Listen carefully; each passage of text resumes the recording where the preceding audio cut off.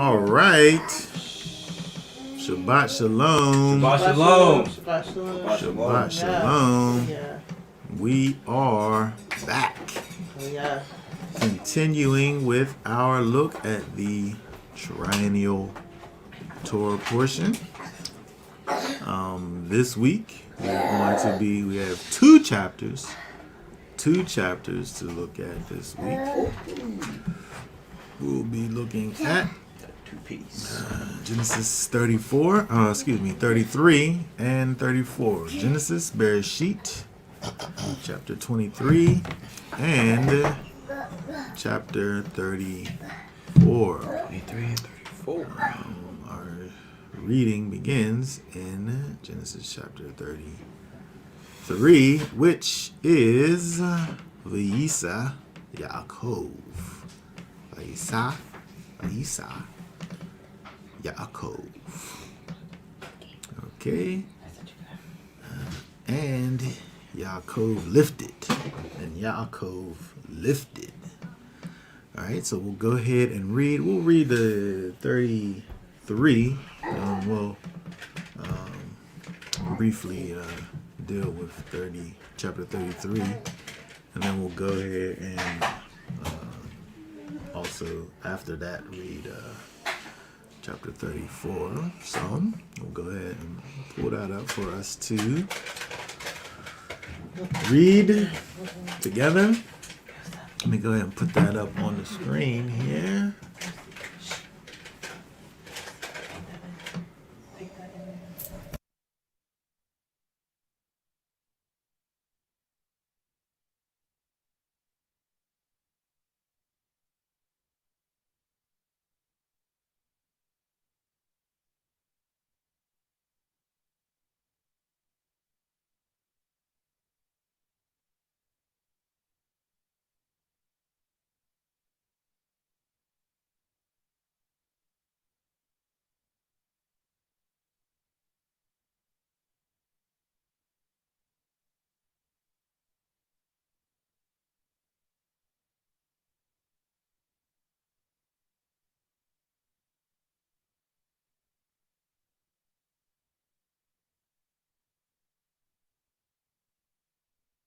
Okay, let's throw this up on the screen here for us to see. Genesis 33. All right, go ahead and read for us Genesis chapter 33, starting with that first verse there. Nice and loud. And it says, "And Jacob lifted his eyes and looked and saw Esau coming, and with him 400 men. And he divided the children among Leah and Rachel and the two female servants. And he put the female servants and their children in front, and Leah and her children behind, and Rachel and Joseph last. And he himself passed over before them and bowed himself to the ground 7 times until he came near to his brother. And Esau ran to meet him and embraced him and fell on his neck and kissed him. And they wept. And he lifted his eyes and saw the women and children and said, 'Who are these with you?' And he said, 'The children with whom Elohim has favored your servant.' Then the female servants came near, they and their children, and bowed themselves. And Leah also came near with her children, and they bowed themselves. And Joseph and Rachel came near, and they bowed themselves. Then Esau said, 'What do you mean by all this company which I met?' And he said, 'To find favor in the eyes of my master.' But Esau said, 'I have enough, my brother. Let what you have remain yours.' And Jacob said, 'No, please.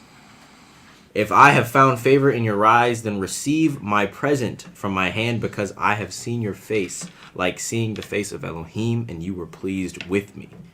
Please take my blessing that is brought to you, because Elohim has favored me, and because I have all I need.' And he urged him, and he took it. And he said, 'Let us depart and go, and let me go before you.' But he said to him, 'My master knows that the children are weak, and the flocks and herds which are nursing are with me. And if the men should drive them hard one day, all the flocks shall die. Please let my master go before his servant, and let me lead on slowly according to the pace of the livestock that go before me, and according to the pace of the children, until I come to my master in Seir.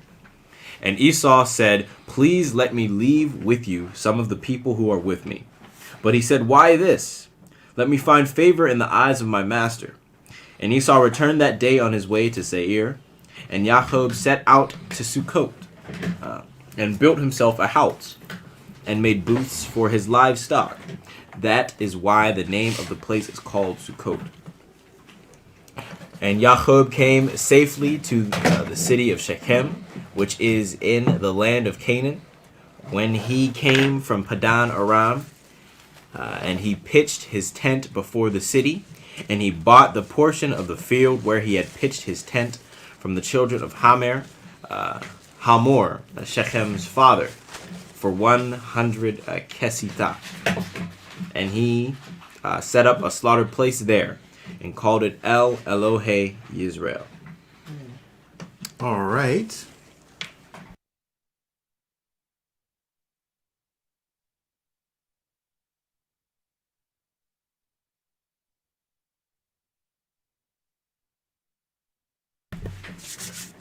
Okay, what was you gonna say? I was just saying, that reminds me of that one elder guy from Hillwood. Oh yeah. What's his name? Elizabeth, something like that. Yeah. I think so. It was something like that. Mm-hmm. All right, so let us go back over here and look at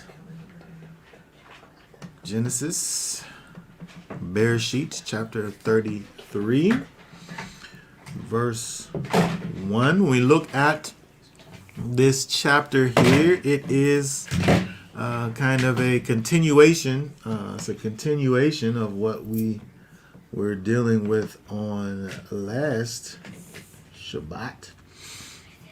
And we see that all of the preparations that happened in terms of Yaakov and the sending off of the messengers of Elohim, going back and forth of the messengers, and all of the anticipation that happened with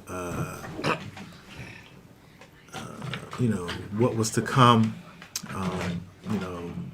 Yaakov being so nervous and fearful of the meeting. When we see here, we're able to see, it's interesting that we see kind of more evidence that helps us to see that there was a I guess I don't want to use the word fear, because there's faith involved here in the Most High, but there is still a bit of fear that we're able to see based on what the actions here of Yaakov. So I want to briefly deal with a few things that we see that help us to understand this. First of all, when we look at let's just begin with the first verse here. Interestingly, here, hold on a second. Let me just put up our let's get our tools here together so we can see here. Let me move my face out of the way. So interestingly enough, when we look over here at this first verse, and Yaakov lifted his eyes and looked and saw. It's interesting that when we look at this, the redundancy that we see over here with just even the first 1, 2, 3, 4, 5 words. I'm saying 5 because, and is, kind of a connecting thing here. And so where it says Yaakov lifted, what did he lift? His eyes, and, I'm not counting, and looked and saw.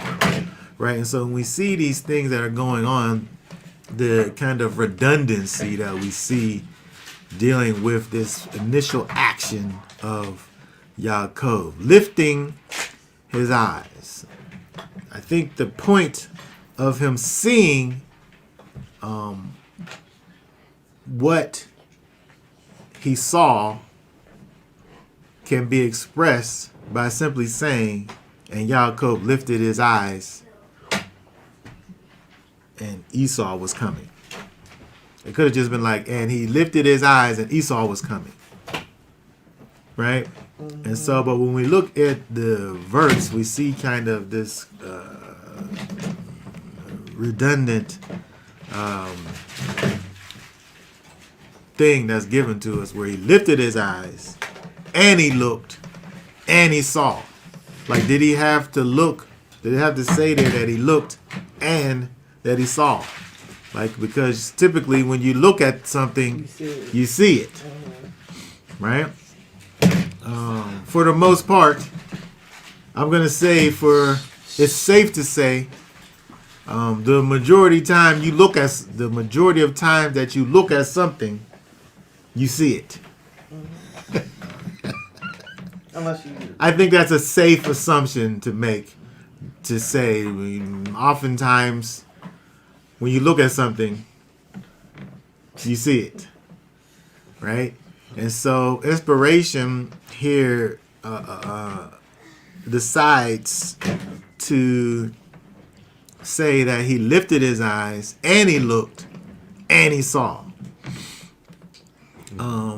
I feel like when we see all of these words that are giving us kind of these similar meanings, understandings,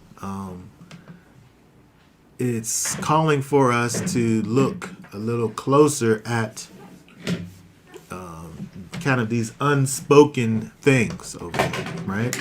There's emphasis that's brought to kind of the attention that Yaakov is, the actions that he's doing over here.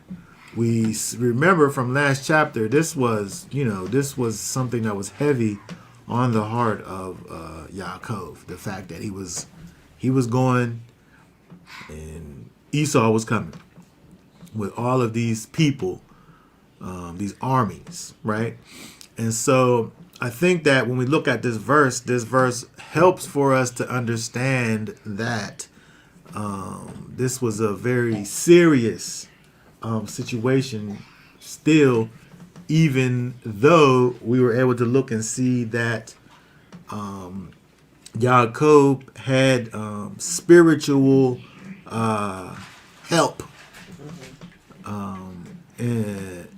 as it relates to these messengers of Elohim. But we still see that he's making kind of some physical preparations and things to, in his anticipation of what is going on, right? But I just thought that it was interesting when you look at this verse here that is doing this thing where, he's lifting his eyes, right? Typically, if you lift your eyes, you're looking at something, right? But it's giving us all of these different looks, pun intended. It's giving us all of these different looks at this idea here when he's lifting his eyes and and he looks and he saw, right? When you think about like this version here, it says that he saw Esau. In the Hebrew, well, in the King James, it says behold, right? And behold, Esau. That word there, hine, is low, right? There was this sight that he saw that was there's excitement with what was seen, I should say. Behold, right? It's like an exclamation point seeing that he says, lo! Right? What if people talk like that? You see, it seems funny now, but I guess at some point in time, people spoke like, lo! Behold! Right? So this is like he sees this thing that he is anticipating, right? And then so it's interesting when we look at the end of the verse where it talks about the fact that he divided the children among Leah and Rachel and the two servants. Now, when we look at this first verse, I feel like the first verse really is giving us a synopsis of what's happening. This is what he did. He divided the children of Leah, the children of Rachel, and the children of the two servants. But when we look at the second verse, I feel like the second verse now gives us an order. It gives us an order of importance as it relates to Yaakov. Right? It says, read verse 2 again for us. And he put the female servants and their children in front. He put those ones in front. Right? He didn't divide Leah's children Leah's servants and Rachel's servants. All of those were kind of together. Right? Milcha and Bilha, their kids, right? Though they were all lumped together. He put those children in the front. Next up, he put Leah and her children behind them, right? And then behind them, Rachel, and then last was Joseph, right? So it's interesting that we don't know about Joseph yet at this point, right? We don't know him yet. This may be one of the first times. Well, I guess we find out that he is born, but we don't talk about him, right? But it's interesting that when we look at this, we see, because the whole thing was he put the cattle. Remember from before, he had the cattle up front with some people, and then it talks about the kids all the way back to him for some reason. And so when we see kind of who or what Yaakov is willing to lose.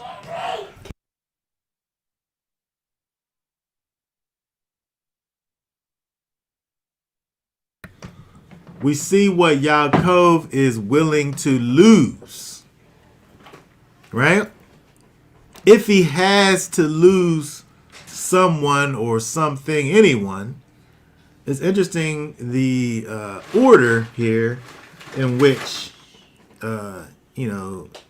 he places them. That's why I said when we look at the first verse, there's a difference. Like the first verse says what he did, but the second verse kind of gives order to what it is that he did. Right? Let's see. Oh, and then also it reiterates it. He reiterates it when you go down. Read again 5, 6, and 7 there. And he lifted his eyes and saw the woman and children, and said, "Who are these with you?" And he said, "The children with whom Elohim has favored your servant." Then the female servants came near, they and their children. Right, they came near because those were the ones that was first, right there. And right, bowed. those were the first ones that would encounter Esau based on where they were. So just in case Esau was like, "I'm gonna take these ones," the first ones that he saw, Jacob was like, "Well, if I gotta lose some kids, or women, These is the ones, right? Okay, so keep on verse 7. And Leah also came near with her children, and they bowed themselves. And Joseph and Rachel came near, and they bowed themselves. Okay, so again, we see kind of see what Esau going to do first. he don't know what is going to happen, and so in the event that something would in fact happen, it's interesting that we see that Jacob makes these preparations, for the meeting. Now again, we remember that Jacob again has this spiritual interventions that he calls upon, right? He calls for the Most High to help him, and we see that the Most High helps him through these messengers of Elohim. But also, Jacob has made some physical preparations, which I thought was interesting. And, it kind of helps us, I think, in some ways. Or maybe, I don't know, maybe it hurts us. You put in the comments what you think. What you think if this is a total faithful act, or does this act lack faith? I don't know. But potentially it's helping for us to understand that, or it's causing one to think about the idea that, we can ask for petition to the Most High to help us. And at the same time, make physical preparations to deal with whatever it is that you're coming up against. Jacob thought that, in the event that, maybe the Most High was going to help him maybe a little bit, right? And so there was going to be some kind of loss. It wasn't going to be a total loss. Maybe he was thinking that. It wasn't going to be a total loss, but if I could stand to lose anything, let it be this, right? He prepared for the worst. He expected the best, prepared for the worst. I don't know if that's what is it? I mean, I just think about people who get terminal cancer sentences and stuff like that. They pray for deliverance from the Most High, but if they don't start setting their house in order and making preparations for potential demise, that's considered to be foolish. Yeah. Yeah. You never tell your kids, this might potentially happen. You know what I mean? It's it's a lot. It's a big. Yeah. I'm just saying. I'm just giving that as an example to people, like a modern example. There's a balance that's involved. I'm trusting in the Most High. I'm trusting in my connection to the spirit realm, and also understanding that I'm on this physical plane, and there are things from a physical standpoint that need to be put in order.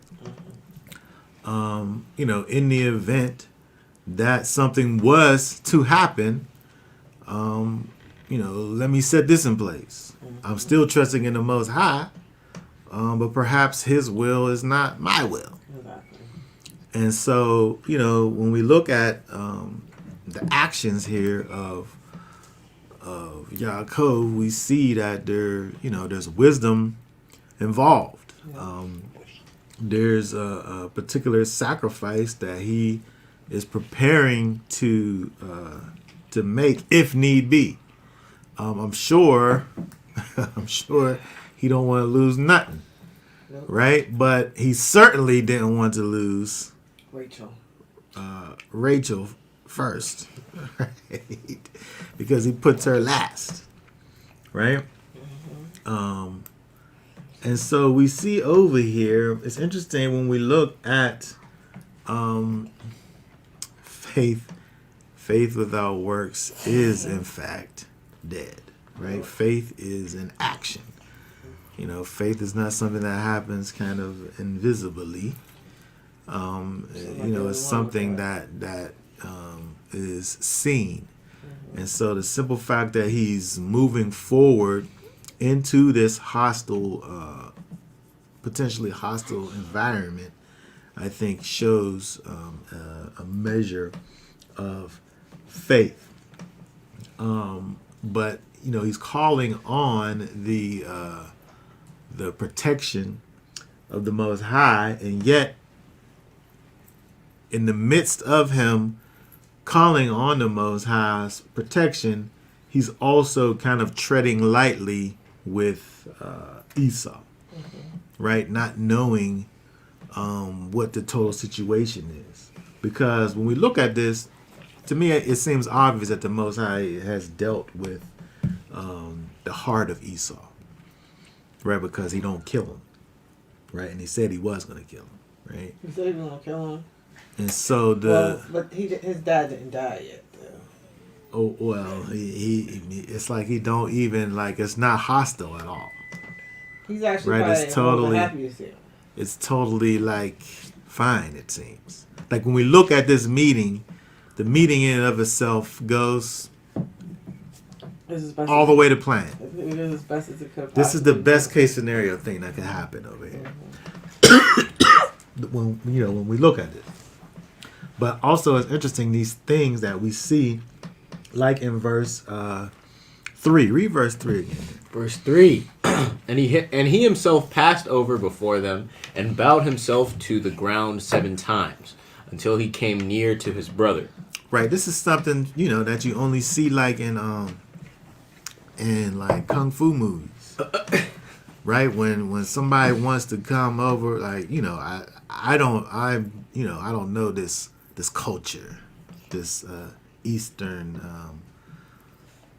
culture that they done, right? But when we look at what we see in what I've seen in these Chinese movies, right, in the kung fu movies, right, somebody wants to come over to this master, right, and he wants to become a student, and so during the journey, especially at the end of the journey when he's coming close to the potential master, he walks a little bit and then he bows, and he gets back up and he walks a little bit further and he bows, and he gets back up and he walks a little bit further and bows, all in the sight of this person that he's coming upon. And so when we look at this action that we see from Yaakov, kind of this is like the ultimate picture of submission to Esau here, right? 7 being this number that shows it shows an oath taking, right? This 7 times thing that's happening, the word that we know of as a oath is connected to the word 7. And so we see it's almost like an oath taking that he's doing in terms of this bowing 7 times before his brother, showing him that he's dealing with him in terms of, you're my master, I'm your servant, kind of a thing. Unto his brother. He wants to make it clear that I'm not here for the business. It's just all about peace and submission to you, right? And so not only that, right,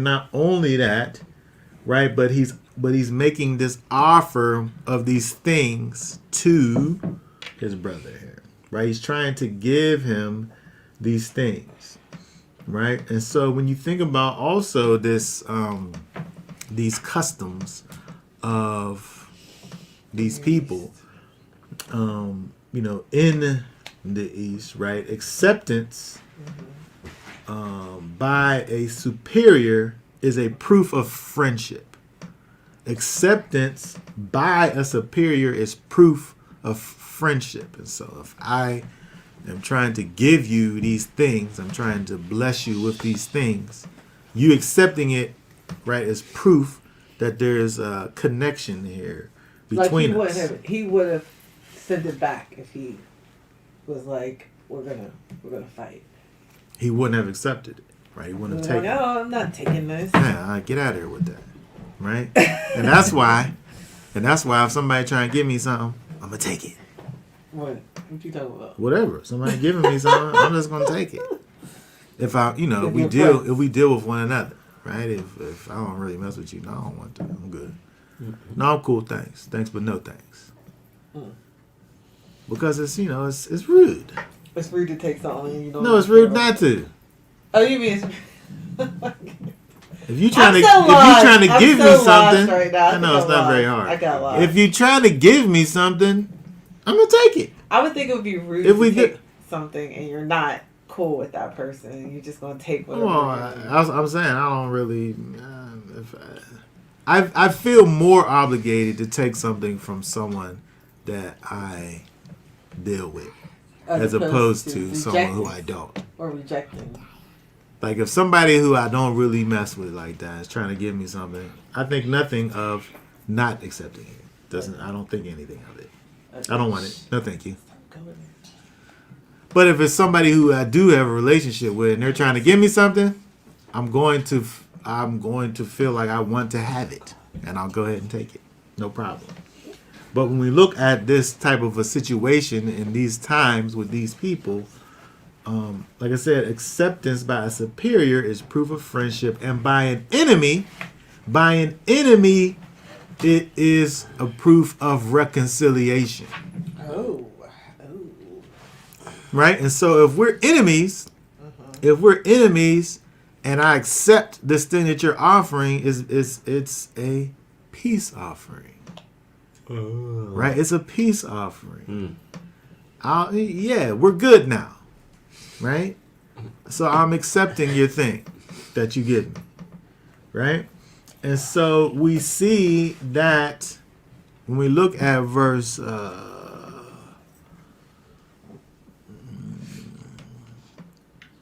verse was that? Hold on 1 second here.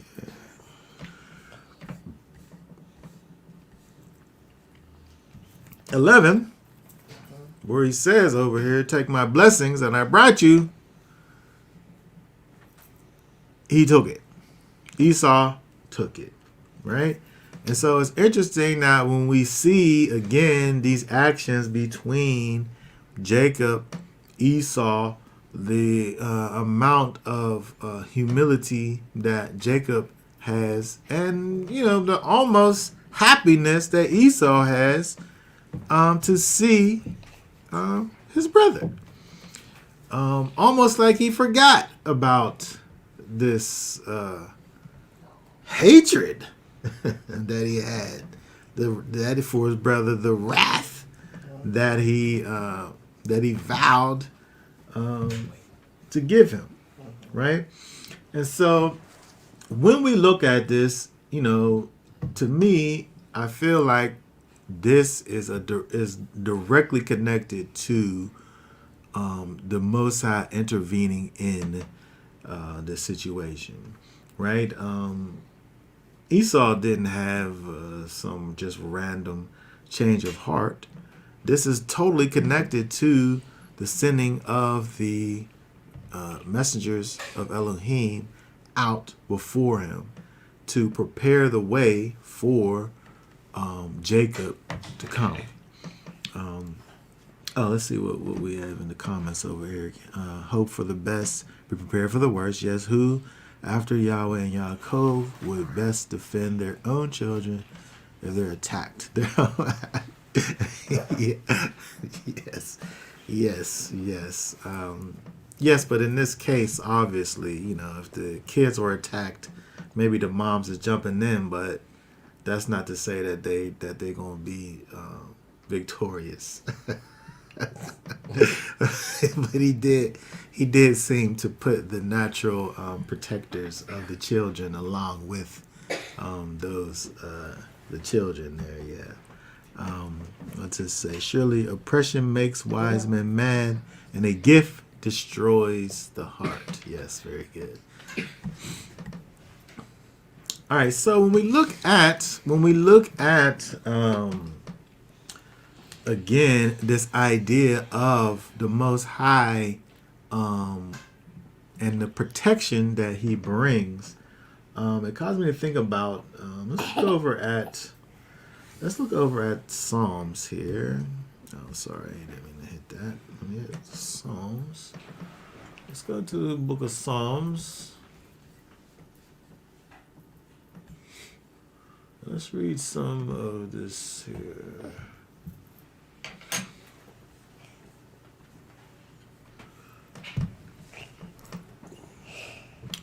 Start reading here in verse 1. It says, "Do not fret because of evildoers. Do not be envious of the workers of unrighteousness, for they soon wither like grass and fade like green plants." Okay, very good. What's this mean here? I mean, it's saying for us not to do something on account of evildoers. It says this word here, fret. You know, because obviously we see that Yaakov, he made provisions. However, he was still able to move forward in the thing that he was trying to do. Right? So I feel like there's a difference between preparation, which he did. He made some type of preparation, but he wasn't stopped from doing what it is that he set out to do, which was to go forward to his... I mean, if he really felt like Esau was going to kill him, why would he even go? Right? Why would he even go if he felt like he was going to die? Right? And so it says over here in the Psalms here, fret not thyself.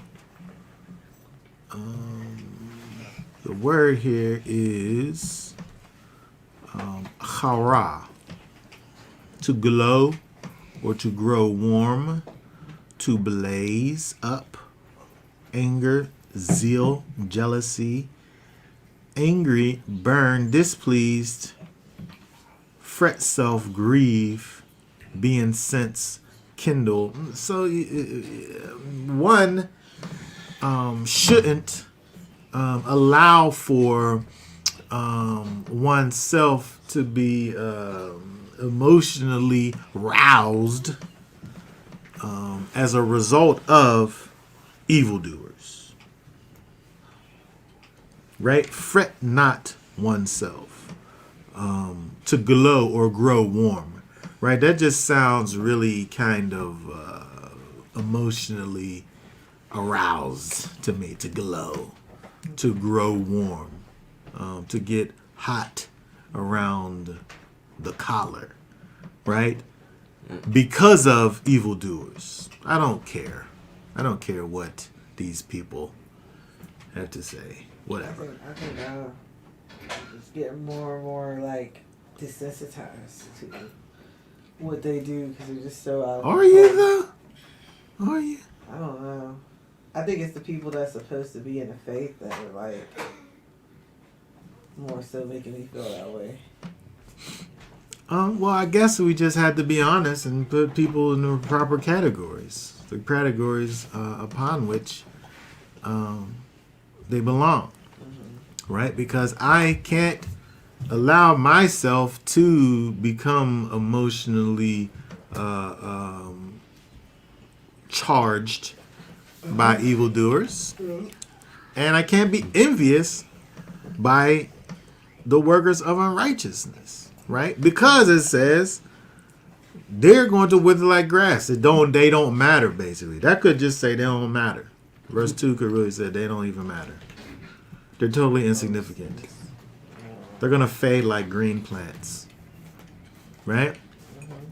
Verse 3 right there. It says, "Trust in Yahweh and do good. Dwell in the earth and feed on steadfastness." Feed on steadfastness. That's very interesting. Feed on steadfastness. Here, let's look at this here.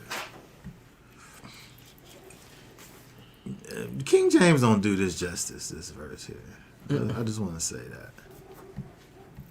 that. Read this one down here, this King James version.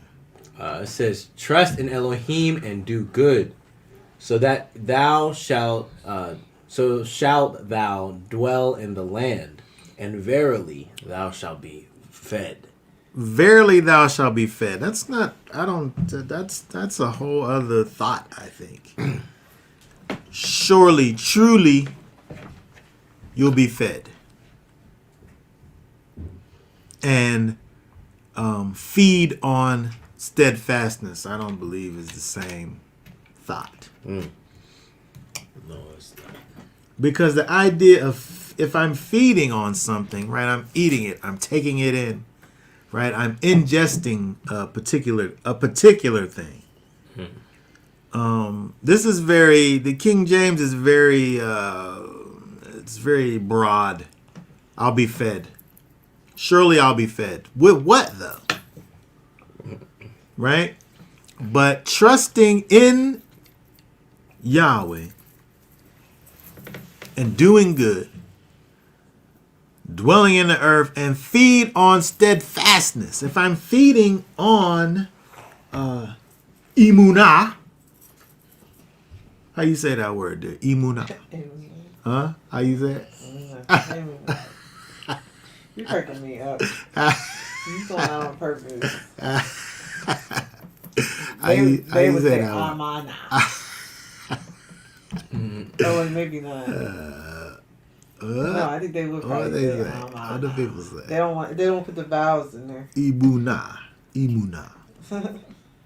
Right? But if you're fed on that, right? If you're fed on firmness, you are what you eat. Pull that verse up. You are what you eat. Feed on firmness, security. Right? That's what you eat. I eat security. I eat moral fidelity. Faith. Stability. If I'm eating stability, I should be stable, right? That causes me to be stable. If I ingest stableness and steadiness and firmness and security. So we see that this is kind of what we see with Yaakov.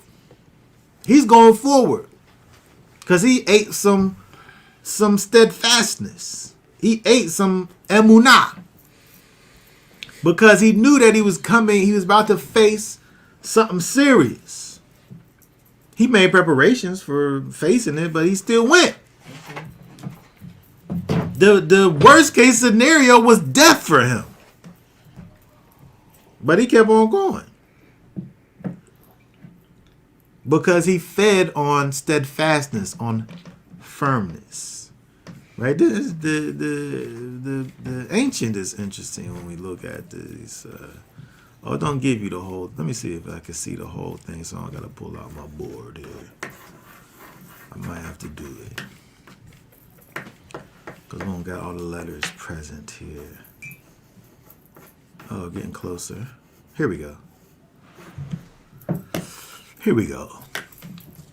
So when we look at this word here, emunah, we have an aleph, which is a ox's head. Right? The ox's head. Right? Aleph. An ox's head gives you the idea of strength, power. Right? This big, strong, immovable thing, right? This huge power source, right? This ox's head, right? The mem, which is water. Water is another mighty thing, right? It's the might. So you have strength and might, right? Then we have the Vav, which is the tent peg. The tent peg adds. It secures something, right? It holds it down. It's securing it, right? So here we're securing might and we're securing strength, right? With the noon, the sprouted seed, right? It has the idea of continuance. So you're continuing on with the securing of might and strength. And then with this hay, the man with his arms raised, the idea of this breath. And so if we think about all of this being kind of brought together by an inner strength, like an inner dimension, which is breath, right? Breath is this inner strength, this inner life force within you, right? Breath is. And so this might and this strength and this security and continuance all brought together from this internal unctioning. That's what emunah is, right?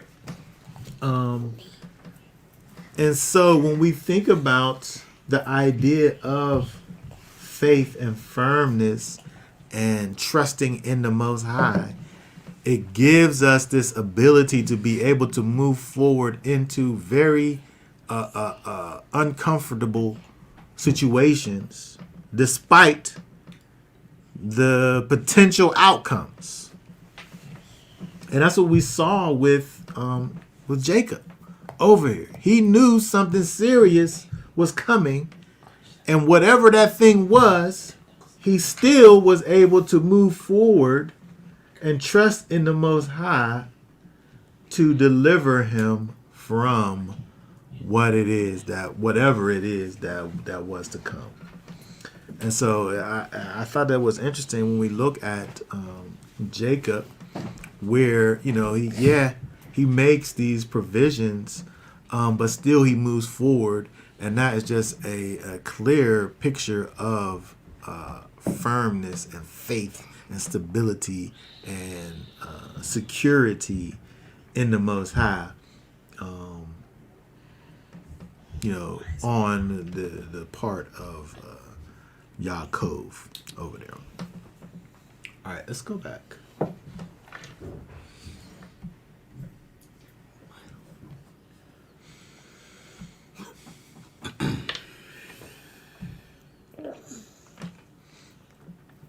All right, let's drop down now to let's see here. That's perfect. Let's go down over to the last verse over in this chapter here. Anybody have any thoughts, questions, comments? Go ahead. Put those up in the comments section over there. We see that Yaakov goes through all this. He meets up with his brother. His brother kisses him. Who was that used to talk about the kiss of Esau? This is right. The kiss of Esau, the sheen. Where he goes in there and bites him on the kiss. What? He bites him on the neck. Well, what? It's not a bite though. Why isn't it? It's just that he there's some kind of evilness. He kisses him with an evil intent behind it. Did he though? Well, because that's why Jacob didn't trust going. I'm saying that's in question. I'm It putting is the in kiss question. of It is in question. I'm putting the kiss of Esau in quotes Oh, in question here. that's why. People Because I feel like the think Most about High stuff. went and dealt with the heart of Esau, and he chilled him out. He did chill him out. And this was a totally non-confrontational meeting. He prepared a certain thing for Esau, and he took it. He did. And he said, "Thank you. I don't need nothing. Keep that for yourself. Go ahead." And he made him persist, right? If let me just say this: if somebody offers you something, and you refuse, and then they don't offer it a second time, they didn't never want for you to have it in the first place. I'm just gonna say. All That's that. true. Yeah. If somebody offers you Oh, my something goodness. and you refuse one time and then they don't never rebut, they didn't really want you to have it in the first. It was just kind of an arbitrary thing. I better just offer them this thing just so they don't feel a certain kind of way. Oh my goodness. Hoping he said. But if there's only one, if if there's no rebuts, they never wanted for you to have the thing in it. They was hoping for you to not have it. Oh, that's so funny. Man. But I'm saying that kiss of Esau thing, and there being some evil intent. I'm saying that there wasn't nothing but the Most High working His work. And he The saw- Most High was most highin' over here with what we see happen with Esau, because there's no reason for Esau to be so delightful over here. He was actually nice. He was delightful. Who are these wonderful little things that you have over here? Who's this one? Yes, very nice to meet you. Who's Not this even one? old. Who's this one? Yes, he's this one. You have a wonderful family. No, please keep all of that. I have plenty. Keep what's yours. You keep it. Wait a second. Didn't he take it though? No, but first he says no. Oh yeah. You keep it. Okay, yeah. But then he took it. Yaakov insists, and he says, Oh yeah, of course. "Oh, if you insist." Right? It was a totally wonderful situation, and I'm saying that when we look at, and Yaakov also says it. He says it too, because when we look at verse 20, he's so thankful to the Most High, and he gives the Most High his due, recognizing that his brother ain't nice for real. He the only reason that he's dealing with him in this way is because of the mighty Elohim of Yisrael. Elohe Yisrael. Right over here. So he calls that place that he makes it to. The only reason why he makes it to this place is because of the mighty Elohim of Israel. That's the only reason. Not because of the niceness of his brother. Not because his brother, found it in his heart to have favor towards him. It's because the Most High dealt with his heart as it related to this particular interaction, by the way. And he was able to make it to his destination, without any issues. The Elohim showed himself mighty by defeating Jacob's enemy.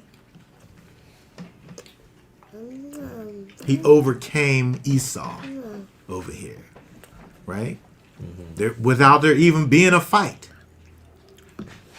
He was victorious over Esau over here, and there wasn't even a battle from a physical standpoint. But from a spiritual standpoint, there most certainly was a battle, and he was victorious. Okay? What we have here, the same is true if someone offers you something and you take it and they sincerely didn't want you to have it, then they got offended. Those people should have never offered it. That's what they get.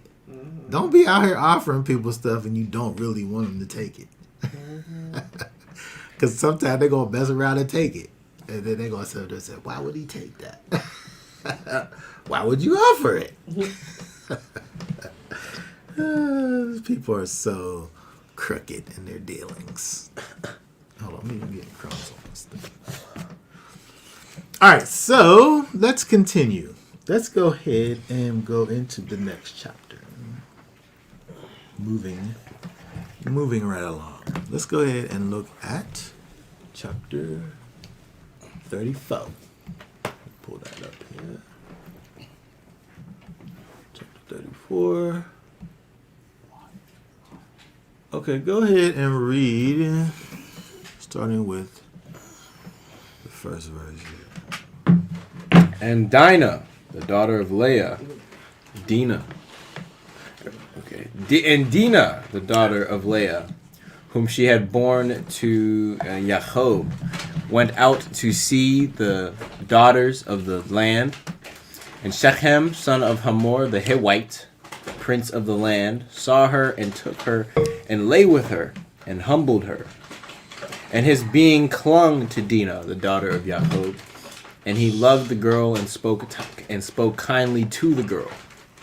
And Shechem spoke to his father Hamor, saying, Take this girl for me, for a wife. And Jacob heard that he had defiled Dinah, his daughter. Now his sons were with his livestock in the field, so Jacob kept silent until they came. And Hamor, the father of Shechem, went out to Jacob to speak with him. And the sons of Jacob came in from the field when they heard it. And the men were grieved and very wroth, because he had done a senseless deed in Israel by lying with Jacob's daughter, which should not be done. But Hamor spoke with them, saying, My son Shechem's being longs for your daughter. Please give her to him for a wife, and intermarry with us. Give us your daughters, and take our daughters for yourselves, and dwell with us. And let the land be before you. Dwell and move about in it, and have possessions in it. And Shechem said to her father and her brothers, Let me find favor in your eyes, and whatever you say to me I give. Ask of me a bride price and gift ever so high, and I give according to what you say to me. But give me the girl for a wife. But the sons of Jacob answered Shechem and Hamor, his father, and spoke with deceit, because he had defiled Dinah, their sister. And they said to them, We are not able to do this matter, to give our sister to one who is uncircumcised, for that would be a reproach to us. Only on this condition would we agree to you, if you become as we are, to have every male of you circumcised. Then we shall give our daughters to you, and take your daughters to us, and we shall dwell with you, and shall become one people. But if you do not listen to us, and be circumcised, we shall take our daughter and go. And their words pleased Hamor and Shechem, Hamor's son. And the young man did not delay to do this, because he had delighted in Jacob's daughter. Now he was more respected than all the household of his father. And Hamor and Shechem, his son, came to the gate of their city, and spoke with the men of their city, saying, These men are at peace with us. So let them dwell in the land and move about in it, and see the land is large enough for them. Let us take their daughters for us as for wives, and let us give them our daughters. Only on this condition would the men agree to dwell with us, to be one people, if every male among us is circumcised, as they are circumcised. Their herds and their possessions and all their beasts, should they not be ours? Only let us agree with them, and let them dwell with us. And all who went out of the gate of his city listened to Hamor and Shechem. Every male was circumcised, all who went out of the gate of his city. And it came to be on the third day, when they were in pain, that two of the sons of Jacob, Simeon and Levi, Dinah's brothers, each took his sword and came boldly upon the city and killed all the males. And they killed Hamor and Shechem, his son, with the edge of the sword, and took Dinah from Shechem's house and went out. The sons of Jacob came upon the slain and plundered the city, because they had defiled their sister. They took their flocks and their herds and their donkeys, and that which was in the city, and that which was in the field, and all their wealth. And all their little ones and their wives they took captive, and they plundered all that was in the houses. And Jacob said to Simeon and Levi, "You have troubled me by making me a stench among the inhabitants of the land, among the Canaanites and the Perizzites. And I am few in number. They shall gather themselves against me and strike me, and I shall be destroyed, my household and I." But they said, "Should we treat our sister like a whore?" They don't know. They're not to say that. We should have said some yes, sir. They Okay, didn't say very- yes, sir. Very Yeah, good. they was ready to do it again. Yes. So, okay, before we go forward, let me see what this comment says here. Jacob surely didn't trust Esau and seems to continue to see with Esau, never going to Seir. Also, in verse 11, perhaps Esau is friendly and felt recompense for the blessings he feels Jacob stole. Well, yes, we know that Esau definitely was about the carnal blessings. Yeah, he was happy. to All right, and so he had a bunch of stuff, and the blessing that he missed out on was in fact a blessing that involved physical possessions, and so he gaining physical possessions. Potentially, he in his mind is saying, okay, maybe I got some get back on the this whole situation, and so absolutely. We can see that in his actions over here. Right? Okay, and so moving forward, when we look over here at this next chapter, interesting chapter, we see here dealing with the daughter of Leah and Jacob, right? Dinah. We see over here this interesting interaction that takes place over here. It's almost kind of this parenthetical interjection into the only daughter of Jacob, right? We see that there is, the 12 tribes that come. They're always spoken of, but Jacob also had a daughter. Right, and we see over here this situation that happens with Dinah, right? And so it's interesting when we look at this. Many times people want to understand. Things happen. People want to put a blame. Understand, reason things, right? Is this something that we put on Dinah, right? Was Dinah kind of a loose person that she goes and gave herself to these foreign people? Was she taken, raped by these she wasn't raped. Foreigners? Was this a total consensual interaction that happens between these people here? These are the thoughts that people have. When you look at, various commentaries on the situation, especially, particularly, just this first verse here. What's the first one?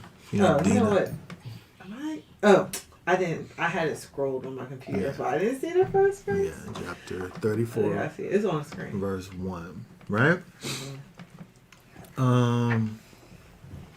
It says that she went out to see the daughters of the land. That's interesting. The daughters of the land of Canaan. She ain't got to see the sons. You trying to make friends? Well, or now something? this is some investigation, right? The words that are given to us is that it says this is your words. This is what you saying, Okay, all right. right? all right, You think all that right. she went out to see the daughters of the But sons. why do it say? Why I mean, did- the see the daughters of the why land. didn't why didn't talk about the daughters and then start talking about this guy? This is what we talking about, right? So Africa not allowed to go hang out with her girlfriend. Well, it depends on what friends they are, right? Over here, she's going to see the daughters of the land of Shechem, Yeah. right? These people are these Canaanites, She getting right? busybody. She seems to be, but she's dealing with the wrong people, right? That's it. Yeah. See what's going on. Dinah wanted to see what was going out in them streets. Yeah, that's what I was gonna say next. Right? And so it's interesting when you look at some of these commentators and things that they say. You know, she wanted to visit these daughters to contract an acquaintance with them. Right? She had no sisters at home. You just sit around and talk to these boys all day long, her brothers. Right? It might potentially be a temptation for her to go and find some sisterhood. And so according to the Targum of Jonathan, she went to see the manners, customs, and fashions of the women of the country, and to learn them. The Septuagint version renders the word or to see their habit and dress and how they ornamented themselves. And so she, potentially wanted to go and see about how women should be, because she didn't have an example. Well, she has her mom, right? But that's just her mom. People are. What's all the women doing, right? She didn't have any other point of reference other than her. Well, she did have a mother, and she had a auntie, and she had some Bilcha. I don't know if that was enough. Josephus observes, and who also says it was a festival day in Shechem, and therefore very probably many of the young women of the country round about might come on that occasion, who being dressed in their best clothes would give Dinah a good opportunity of seeing and observing their fashions. And so Josephus seems to think that this may not have been a common practice that she did all the time, but a particular instance that she went to go and check out the festivities that were going on. In the streets. So she snuck out to a party. In the streets. I don't know that she snuck out, but she made her way in order to see. Another thing is that if you was to think about this from the standpoint of what Josephus is saying, I have to know that this is a special festival time in order to make my way over there on that time. Yeah. Right? Yeah. If we were to say that what Josephus is saying is correct, then she would have to know ahead of time that this thing is coming up. Oh, they about to have Mardi Gras down there? Oh, I'm gonna go down there and see what it's about. Right? But you had to know that is coming. Oh, they about to have Carnival down there? Oh, I got to go check that out. I know that's gonna be something. But you have to have some kind of pre-knowledge of the thing. And so I think that just the mere fact of her going and kind of anticipating whatever's there and even desiring what she may potentially find kind of lends to the idea that, you know, she had some previous knowledge that she was trying to kind of expound upon.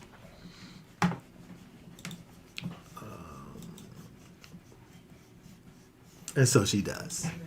And so she goes and sees. And then when we look at verse 2, we see something that is similar to what we saw at the beginning of chapter 33. Let me just go back just to remind. When we look at 33, we see that where it talks about where Yaakov lifted his eyes and he looked and he saw.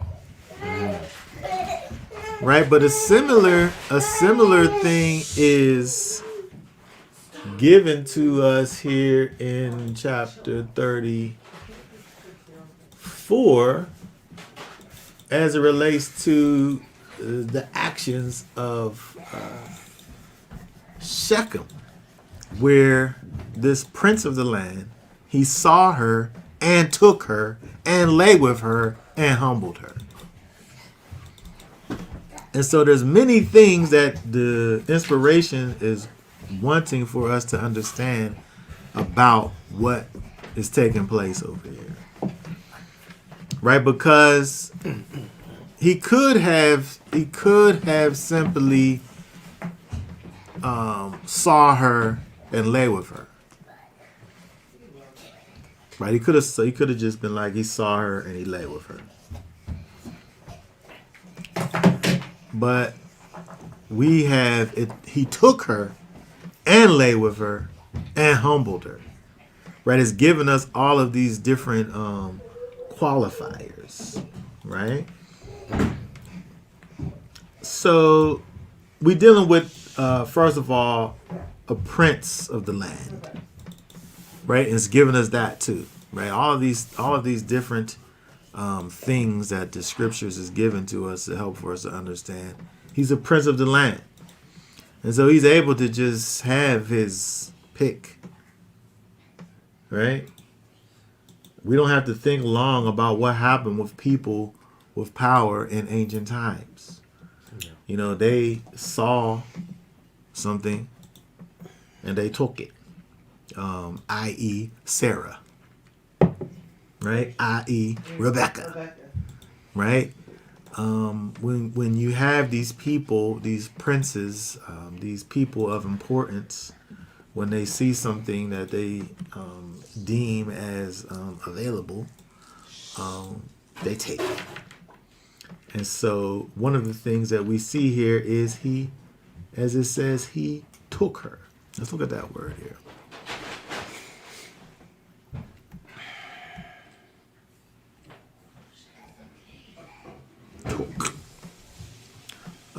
Lachak, to accept, bring by, carry away, drawn, fetch, mingle, receive, seize, send. Right? It has all of these different kind of situations, and so you're able to. Here, if we look at, let's see what the.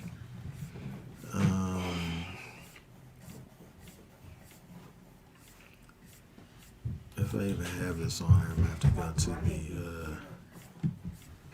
the word study dictionary. Wow, there's a lot of different uses just by the amount of things that we have here in the King James Version concordance, and seeing how many different ways that this word took can be used. We can get to what I'm trying to find over in the word study dictionary, that the context has a lot to do with how we're able to interpret this word here, because I can't get to the bottom of this in terms of how many different uses this word has. Oh, I don't have it on here. Hold on one second here. I think I've already made the point here, but let's just pull it up.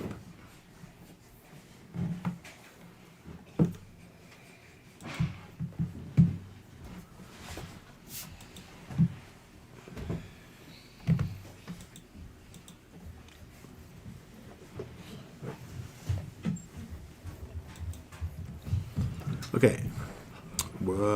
Its exact meaning, this is what I'm trying to say here. Its exact meaning must be discerned from its context. It is used of grasping or seizing an animal. The ark was captured, the Ark of the Covenant. It has a sense of keeping what one has. It may mean in context to receive or acquire. Is used of a bird carrying or loading its young onto its wings. Right? It has all of these just the different ways that you could think of the word, how in English took being used. The same thing can be used with the word lachak in the Hebrew. And so I think this is why in connection with, because even when we think about the word take, for instance, when we think about the word take, because when we, this is something that we talk about at Pesach, something we talk about at Pesach, doing the actual Seder, Exodus 6 and 7. Read for us Exodus 6. Let's see, verse 6 and 7. 6 and 7 says, "Say therefore to the children of Israel, I am Yahweh, and I shall bring you out from under the burdens of the Mitzrites, and shall deliver you from their enslaving, and shall redeem you with an outstretched arm and with great judgments, and shall take you as my people, and I shall be your Elohim. And you shall know that I am Yahweh your Elohim, who is bringing you out from under the burdens of the Mitzrites." Okay, very good. Verse 7 says, "And shall take you as my people." When the Most High takes us as his people, this particular understanding of taking, in terms of the way the Most High does it with us, if he's taking us as his people, he's causing for us to be joined with him from a covenantal standpoint. Is that word lachak? Yeah, it is, right? And so that is what you do when you take yourself a wife, right? You take her, right? You haven't necessarily accosted her, right? And so I think that there has to be more words given to us, because we could just look at this and think about the fact that, he looked her, and so he must have been in some covenant, but I'm saying what the mutually accepted situation with her. Yeah. What's this Shula saying here? Cain, the Hebrew, literally says Shechem took her. If no one is there to give her, he has taken something or someone that doesn't belong to him. And as a priest, who will stop him from this violation? Okay, that's, I think, very good thought. I think when we think about what he's doing here, there is a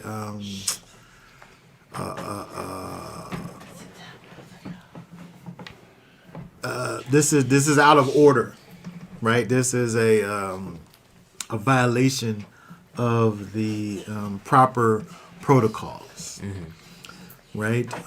A daughter must be given, right? She can't be taken. But if that was not the custom of their ways, then maybe that's the way they did that in their. Oh, you talking about these people? Yeah. Yes, they just be out here taking things. I mean, you have to say that this idea is something that Hebrews, Israelites, at this point we just dealing with Hebrews, did. They did it. Hebrew Israelites. No, I was saying two different things. There's Hebrews. Okay, thank you. Israelites don't exist really at this point. We talking about that's why I scaled it back. I brought it back to Hebrews. This is what they did, but they weren't the only ones to do it. All these people in this area had the custom of giving daughters. He knew. It wasn't just the thing that they were doing. When you look at the customs of all of those peoples, they gave their daughters. The daughters were given, and so him taking here was in fact a violation. And so when you think about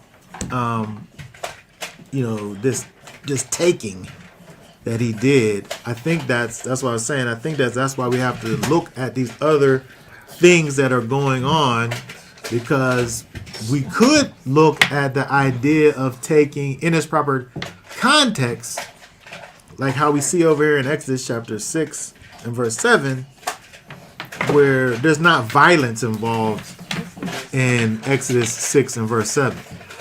We're entering into a consensual, covenantal relationship with the Most High in this situation, where we, on purpose, put that blood on the doorpost, and enter into this situation with the Most High. So, what was you gonna say? I'll ask you to go back.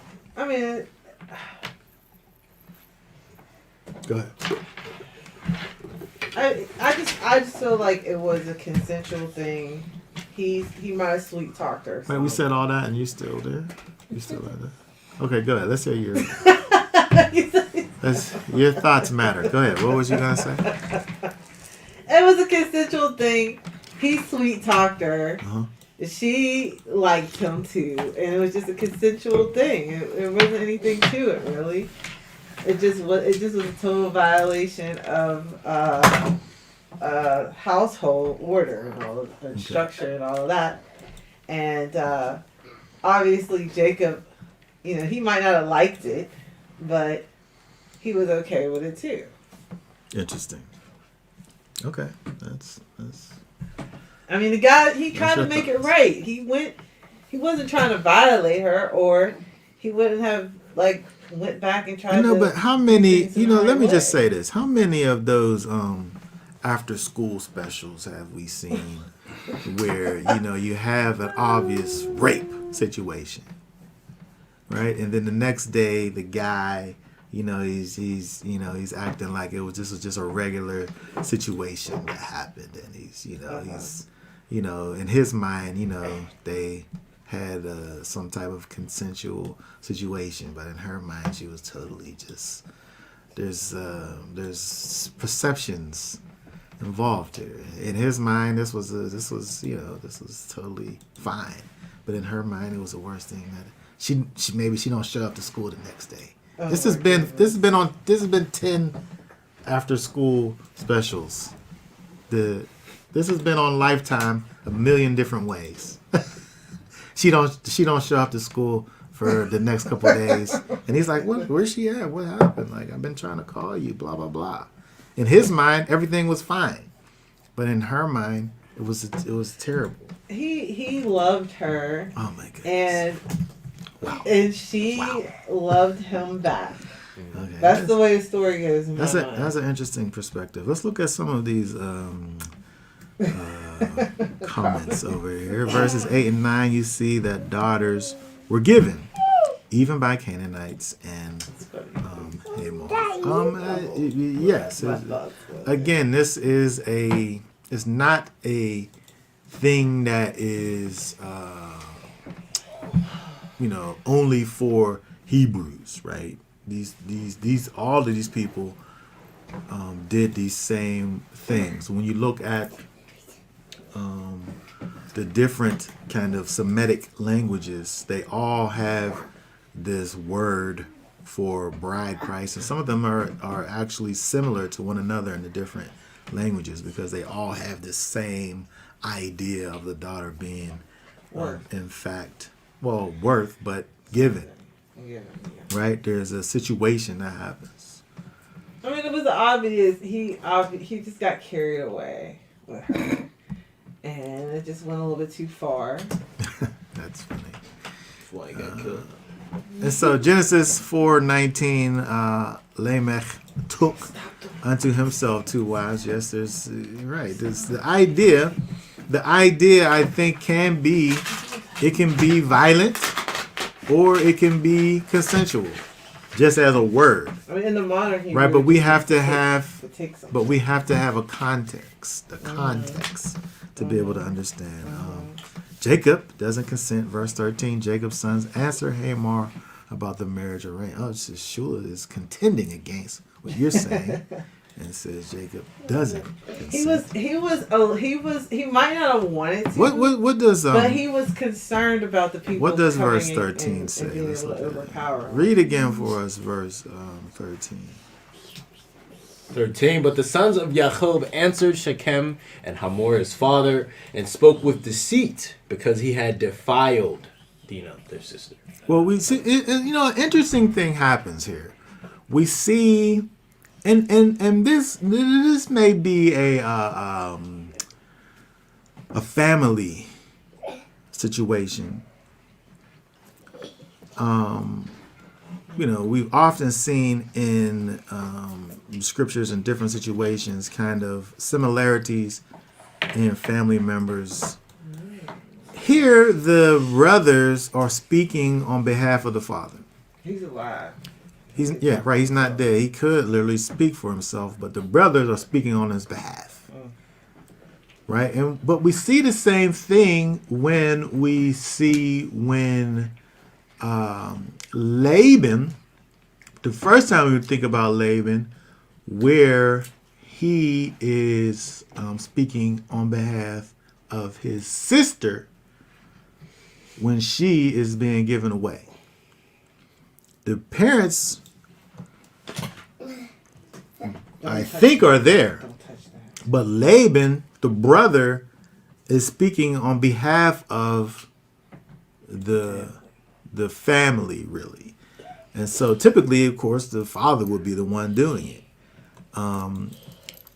And so I don't know if that speaks to potentially could speak to many things. Maybe the father is not very outspoken. Maybe and maybe he's not as I don't want to.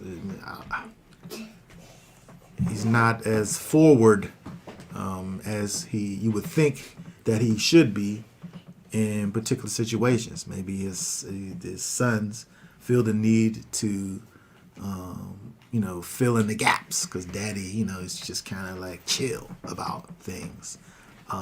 We know that when we think about the comparing Jacob to Esau, one was out wrestling animals and killing them, right, with weapons, and the other one was inside just reading books in the tents. So maybe Jacob making soup. Yeah, he just in there cooking, right? Hanging out with mommy, cooking at the stove, right? With his apron on. And meanwhile, his brother out chasing down wild game. And so maybe Jacob just really, he could wrestle a spirit being, but physical things maybe not so much. Yeah, that was the only time Jacob got physical. The only time we see him get physical is like with somebody who may or may not have actually been there. And so when we look at this situation, when we see his son speaking on his behalf, we could say they are speaking. They're saying exactly what he would want for them to have said, or they're, injecting themselves into the situation, in the protecting of their sister. I think they know their dad's a little soft.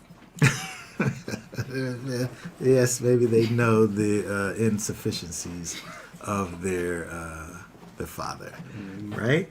And so again, so we're looking at this whole situation with Shechem, where he takes Dinah, he lays with her, and he humbles her. And so it's interesting when we think about, once we talk about the idea of taking it out of a consensual situation, I feel like when he lays with her, I feel like it's telling us, is qualifying the laying by telling us that he humbled her, because he could lay with her and not humble her. Mm-hmm. So he humbled her because he didn't do it right. Well, this is what I'm saying.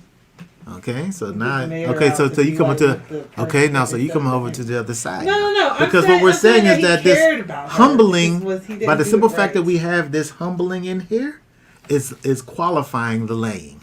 Yes. So he took her, and not only does he take her, but he lays with her, but by very virtue of him taking her inordinately and laying with her, he humbles her.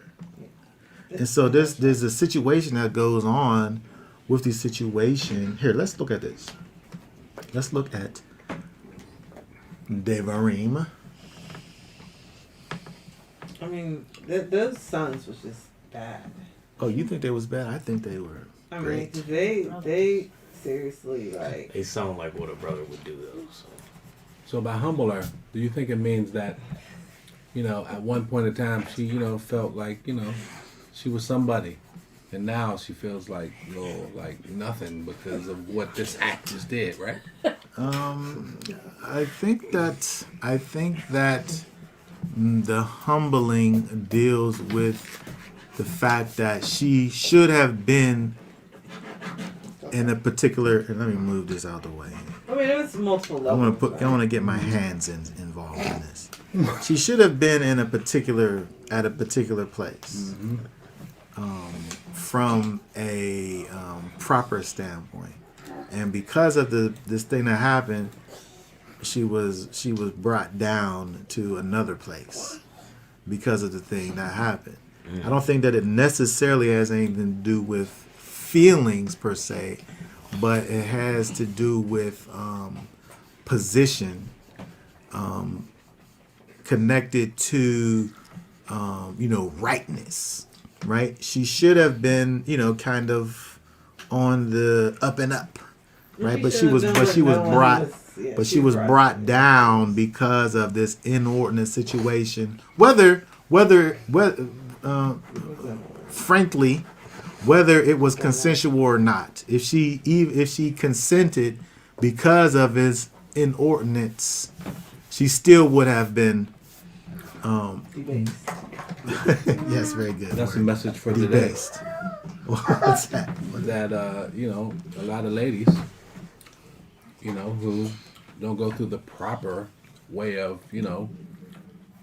a man coming, meeting the father, going through the proper channels for marriage, and then, lying with a man and having a child. Yes. That's the proper way. That keeps you in that upright position. Right. Yes. And that's how it should be. That's the example that we have in Scripture, and this is the way that we should actually operate. Even unto this day. What we see over here, I always thought it was consensual. Debasement versus rape. The debasement is humbling. I'm in agreement with.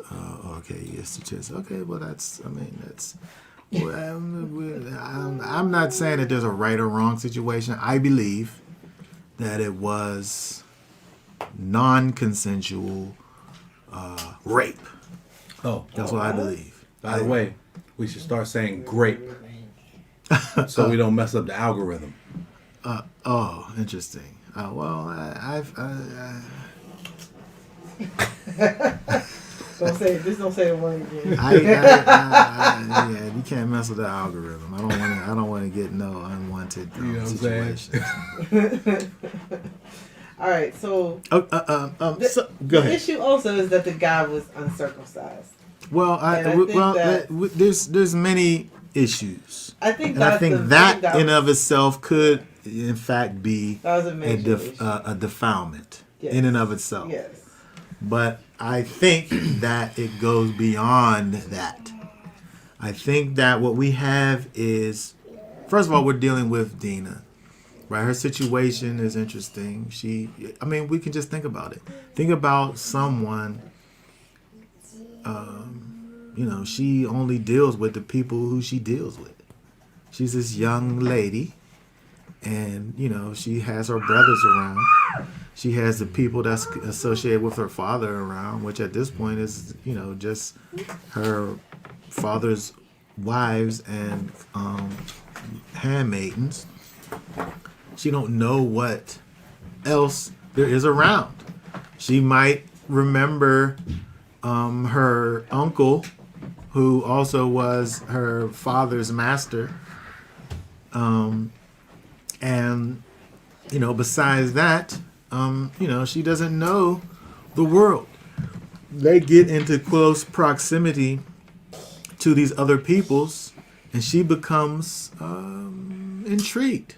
What's going on over there?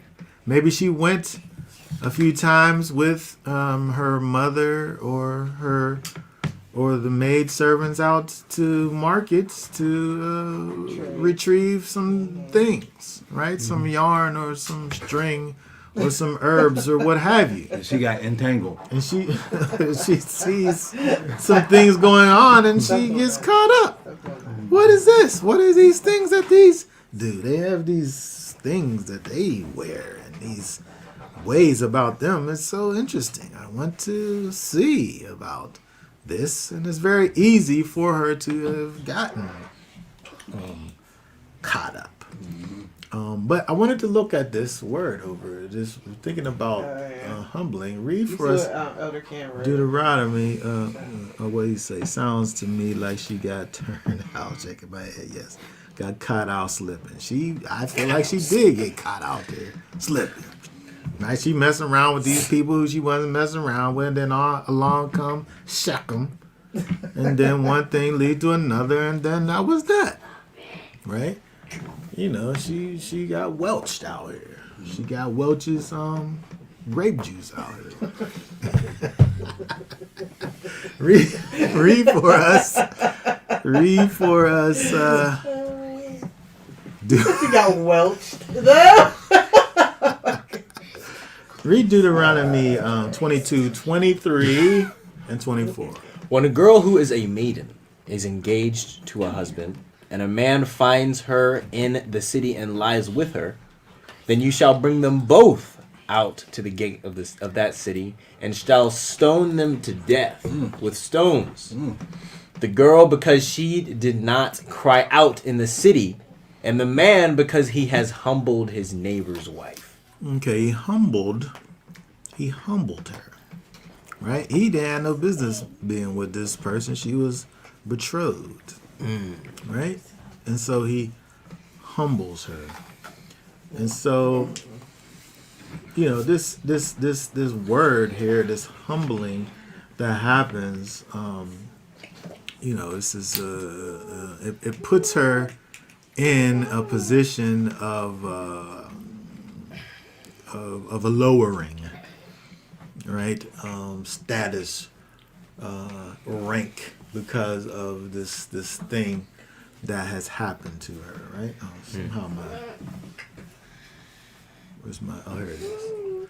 Okay, so let's go back over here and look at this, because when we think about this I just want to say that I agree. The scriptures don't give us this. I just want to say that I agree with the rabbis. Could you imagine how many people would be brought out to the gate today? When we think about this, Yeah, I mean, if there was if we had a people and the judges and these, it'd be it would be different. Things would be different. We Yeah. could think about how we look at things today and the way that they act, They wouldn't be acting like and that. say right. It would like if it because of the culture. Culture causes for people to act crazy, Right. but if there was balance Right. within the culture, you wouldn't have it. Right. And if Because there's no when you did do it, you'd be right up there at that clock, right. up there on Brownsville Road, and you would be getting dealt with. Everybody be there. Yep, everybody be there, standing outside Family Dollar, watching. And they would know that if I sit up here and act up, and they're gonna take me up there to The next one at the clock. you gonna be there, right? But we don't have that, and so, and it's interesting because we look at these people who they may have a way in talking about these people over here, in this place Shechem over here. We have these people who do have a way about them, but they themselves not even walking in agreement with their own customs. Right? He knew he wasn't supposed to sit up here and deal with her in this way. He knew that he was supposed to go somewhere and pay somebody and talk to somebody before he went and did what he did. And so, these things are obvious, right? But being that he was royalty, he was like, well, He probably felt a way about himself where he's able to just go ahead and do whatever he wanted to do. And so, and then also when you think about what it says about him, let's look. The other thing is that it's interesting that we have his perspective, but we don't really have her perspective. Read what it says in verse 3 right there, 3 and 4. 3 and 4. And his being clung to Dinah, the daughter of Yaakov. His soul clung to her. Right? That's what it says about him. Go ahead. And he loved the girl and spoke kindly to the girl. And Shechem spoke to his father Hamor, saying, "Take this girl for me for a wife." You see this? So he has this, but I don't think that this was a mutual thing, though. That's just what I think. Somebody else would think different. It says that he loved the girl. However, it don't say nothing about her love for him. But after he spoke kindly to her, In either way. that probably was going. He probably knew how to talk to her. I appreciate your thoughts on that. I'm just saying my thoughts are different. It talks about the fact that his soul His soul clung to really her. Loved her. He loved her. But the scripture don't give us the other side. The scripture don't say that she had love for him. yeah, you know how many girls I loved when I was a kid growing up? And they ain't want nothing to do with me? Yeah. You know what I mean? It don't matter, make a difference how much love I had for her. Right. She ain't want nothing to do with me. Oh, the door was locked. I think that all of this kind speaking that he was doing, I don't think it makes up for his wrongdoing. Whether she wanted it or not, he was still in the wrong. So even if we make the argument and say that she was a willing participant, he still was wrong. If she was all the way with it, he still should have dealt with her properly and went and talked to her daddy He got first. all his Respectable thing steps to do. mixed up. It's the only thing to do. Right? And for him not to have been working in that situation, I'm saying he took her in the most horrific way possible. But even if he didn't, even if she said she had all the same feelings for her, he's still all the way wrong. He was wrong. He's all the way wrong. He was And wrong. no amount of kind speaking is able to reverse what has happened. I mean, somebody could tell you they love you all day, right?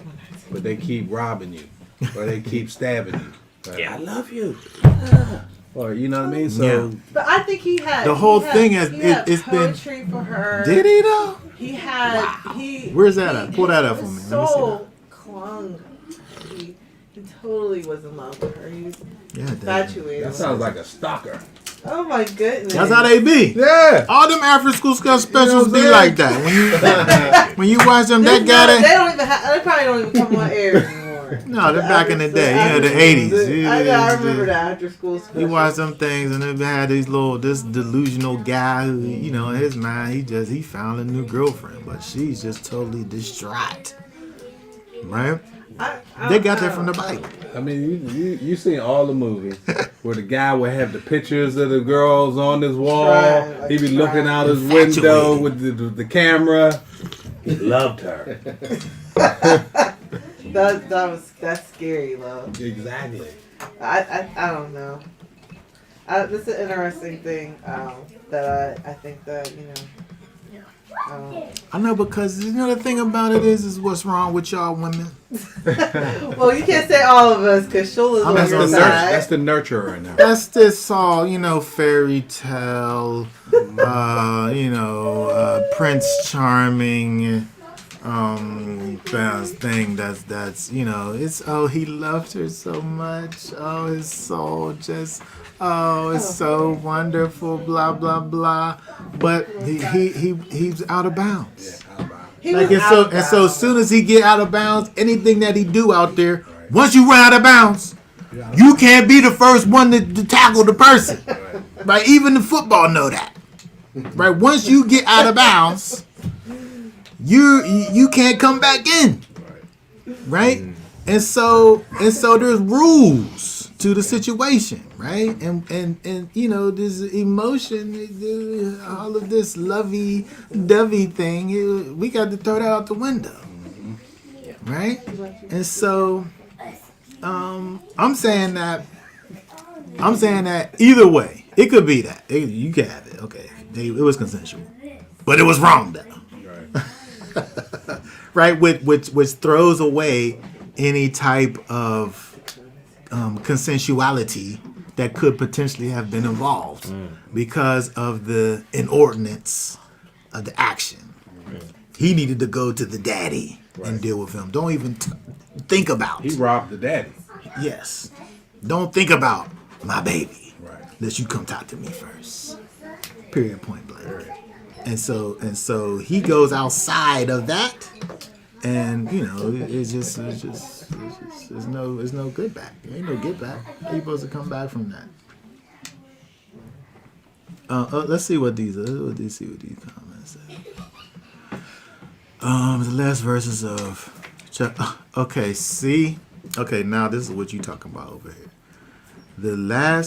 We in 34, right? The last verses of 33 speaks to her father. Oh, buying substantial. Okay, that's not what I was thinking about, but this is good too. The last verses of chapter 33 speaks to her father buying substantial land from Shechem's family and Jacob as wealth, forcing a royal league with Israel by his actions. Oh, question mark. The daughter of Jacob, Israel? Question mark. Exclamation point. That's interesting. So maybe the prince was like, my daddy be dealing with your daddy. You know what I'm saying? My daddy deal with your people. You know what I'm saying? We done had all kind of business dealings with y'all.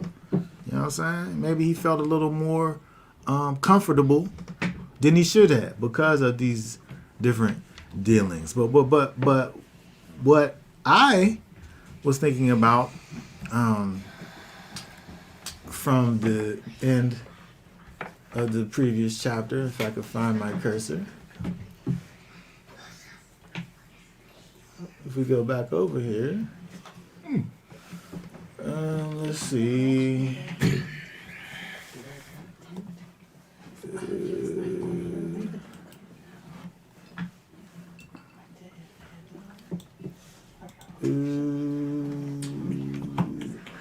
Oh, okay. It's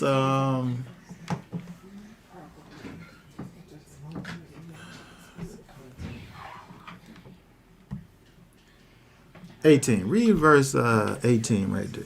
He says, "And Yaakov came safely to the city of Shechem, which is in the land of Canaan, when he came from Padan Aram, and he pitched his tent before the city." Okay, so this version, it leaves some things to be desired here. But when we think about this, what he's doing, right? He pitched his tent before the city. We just talked about this word here the other day, the other week, I should say. But here, let's see what he does here. If I can look at this here.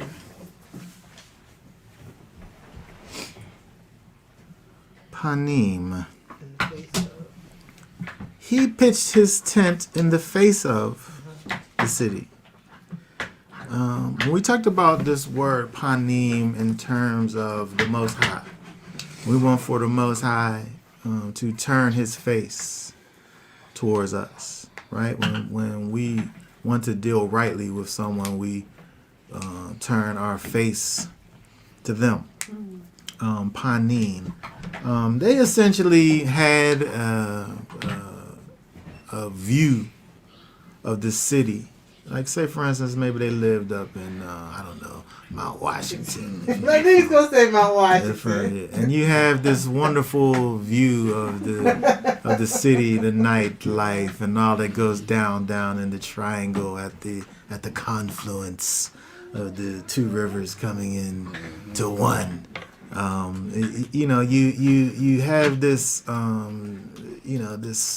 this sight of this place, which might cause a longing within you, right? And so we're talking about where Jacob situated himself.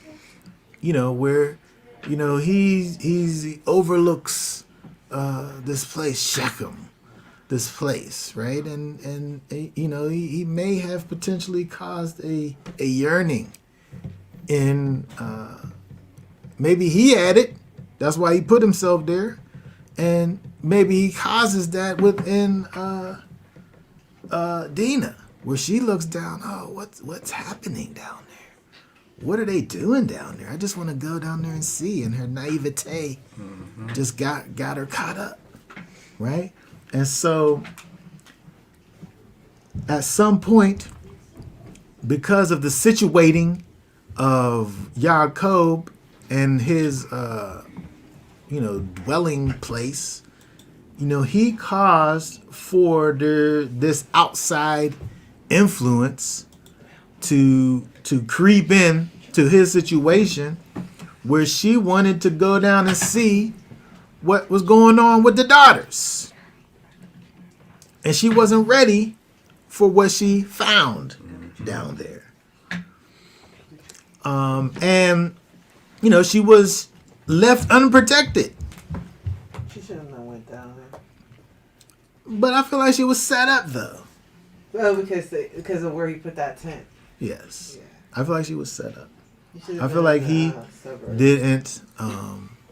didn't properly protect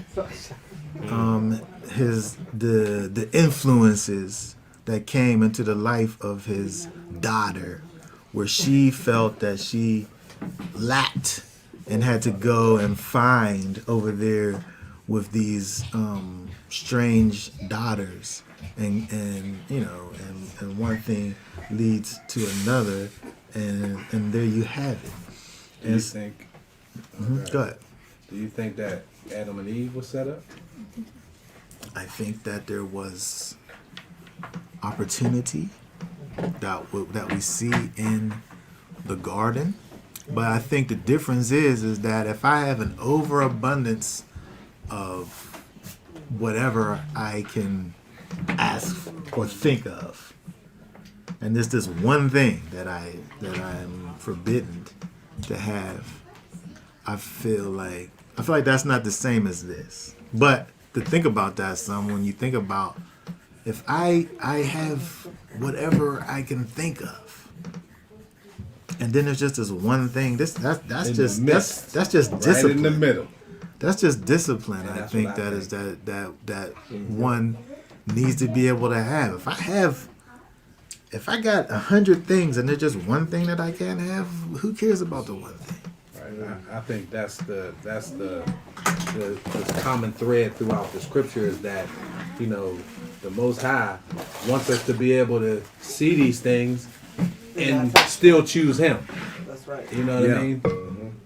But I just want to say that in the idea of the garden, where I don't think is a direct parallel of this, is because there's everything and then there's just this one thing.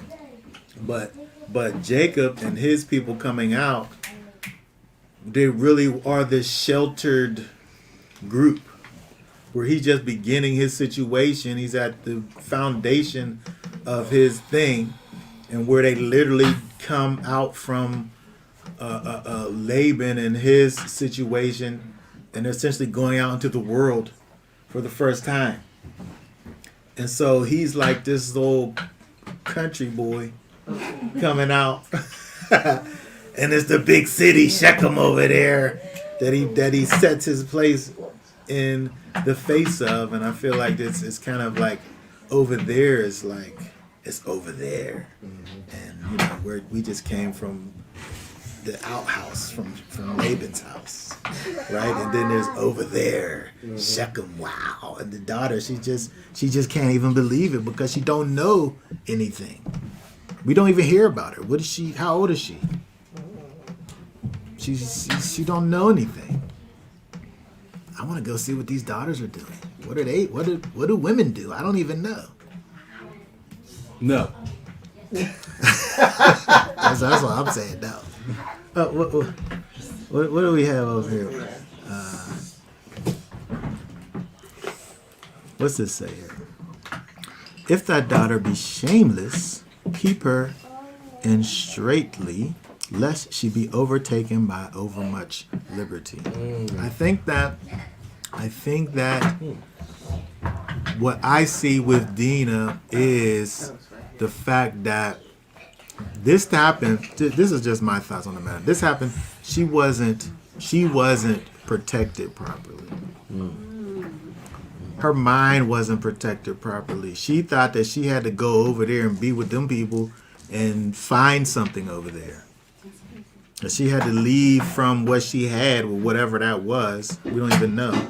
But over there had to be better. It had to be. There has to be something over there. I just want to see what those daughters are doing over there. And then this happens, right? And so I'm saying that if this is good, if she's kept straightly, right? If she's kept in righteousness, and righteousness don't just mean just about she's just just whatever, but if she's totally dealt with properly on every level, that she has everything that she needs where she's at, where she's not wanting for these mysteries abroad to go out and see what was what over there. And so this is something that that we that we think about when and just living this life, this homeschool life, where we raise our children and want to be the leading influence in their situation, as opposed to sending them away somewhere where the overarching influence that they have is from without. Arch nemesis. Yeah. And so if I gotta sit up here and do debriefings and things every day just to find out what them people was sitting up here trying to teach you all day, eventually that might that if you have the idea in your mind that I could just counter whatever they do, you're gonna get tired. I've never enough time. It's not enough No time. time in the day. You're gonna be tired, and then you're gonna stop. They got more resources to reinforce what they teaching than what we got. There was this quote I read that said, if you give your children over to the Romans, you shouldn't be surprised that they come back as one. As a what? A Roman. If you give them over to a Roman, they'll come back. You shouldn't Just be surprised. imagine. Most of these homes are parented by one parent.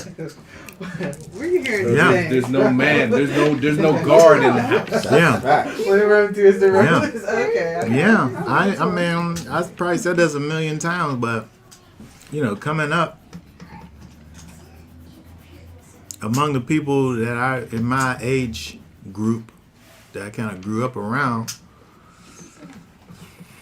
I remember it's like 2 people that had dads. That's terrible. That's a terrible number. Yeah, how many do? That's Nah, a there was terrible more number. in my day though. That's a terrible number. I know, but you a little. I'm saying people like that was like my.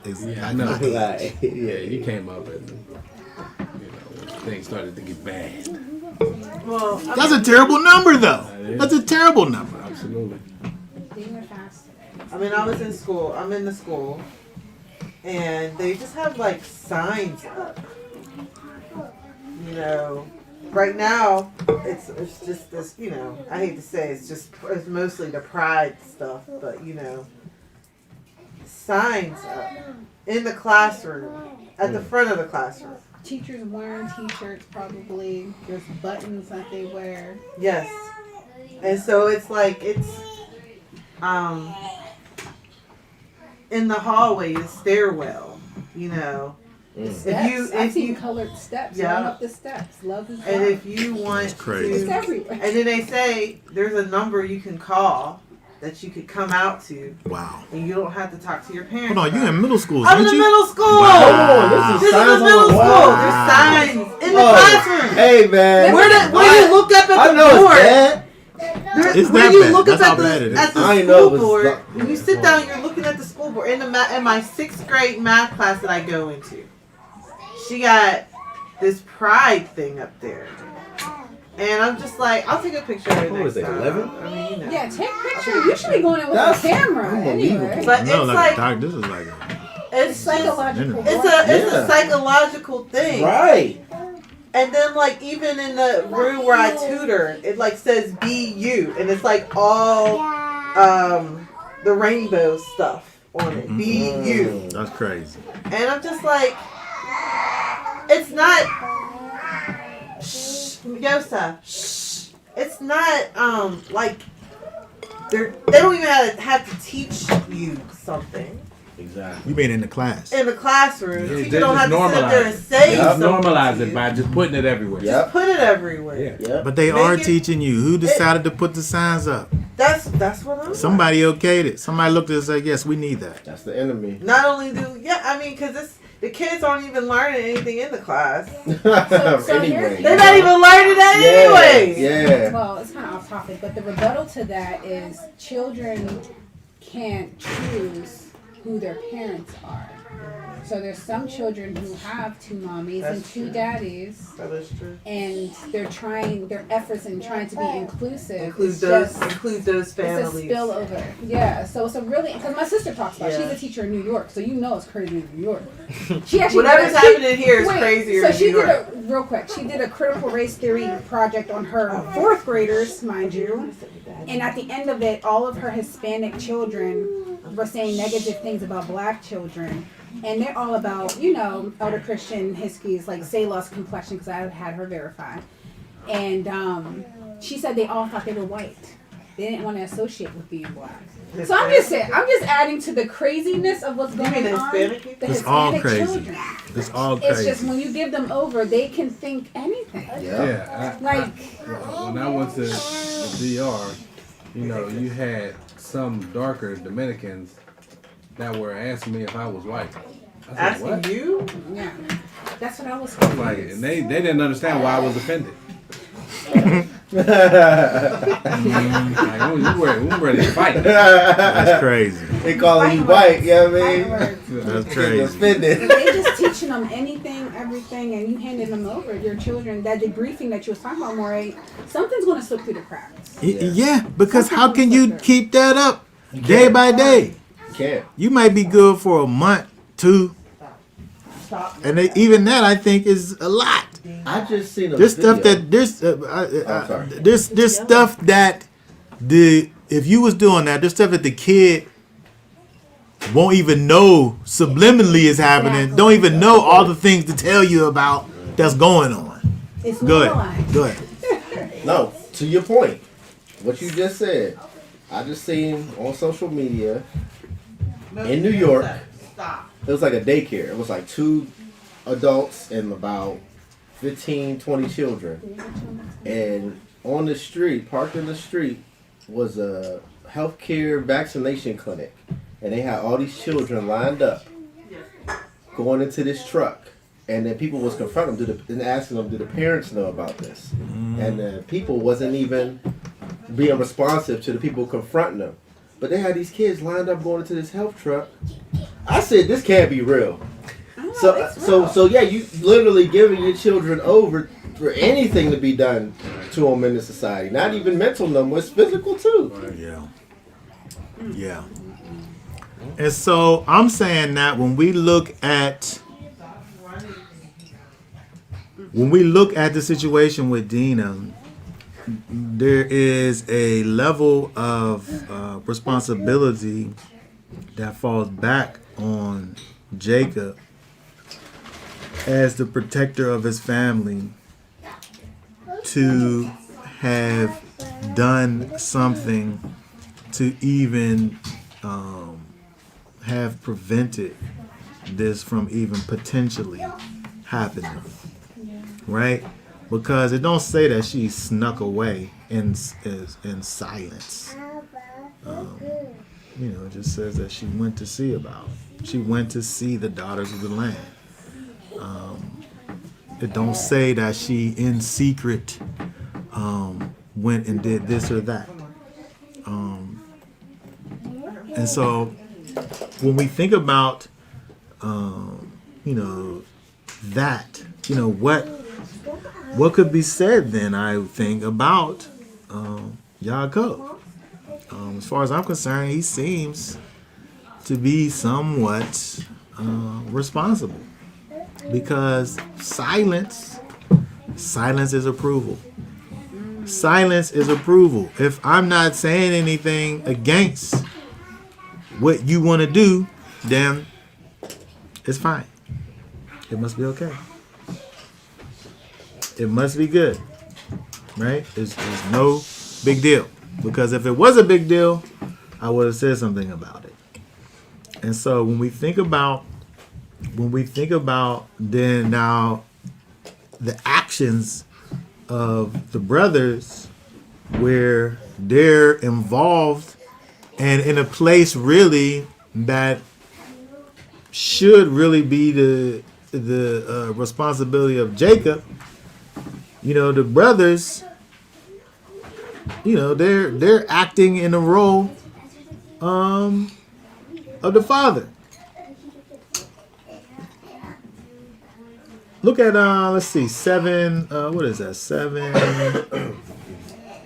and 8. And the sons of Jacob came in from the field when they heard it, and the men were grieved and very wroth, because he had done a senseless deed. Hold on, wait a second. Go back up to 5. 5. And Jacob heard that he had defiled Dinah his daughter.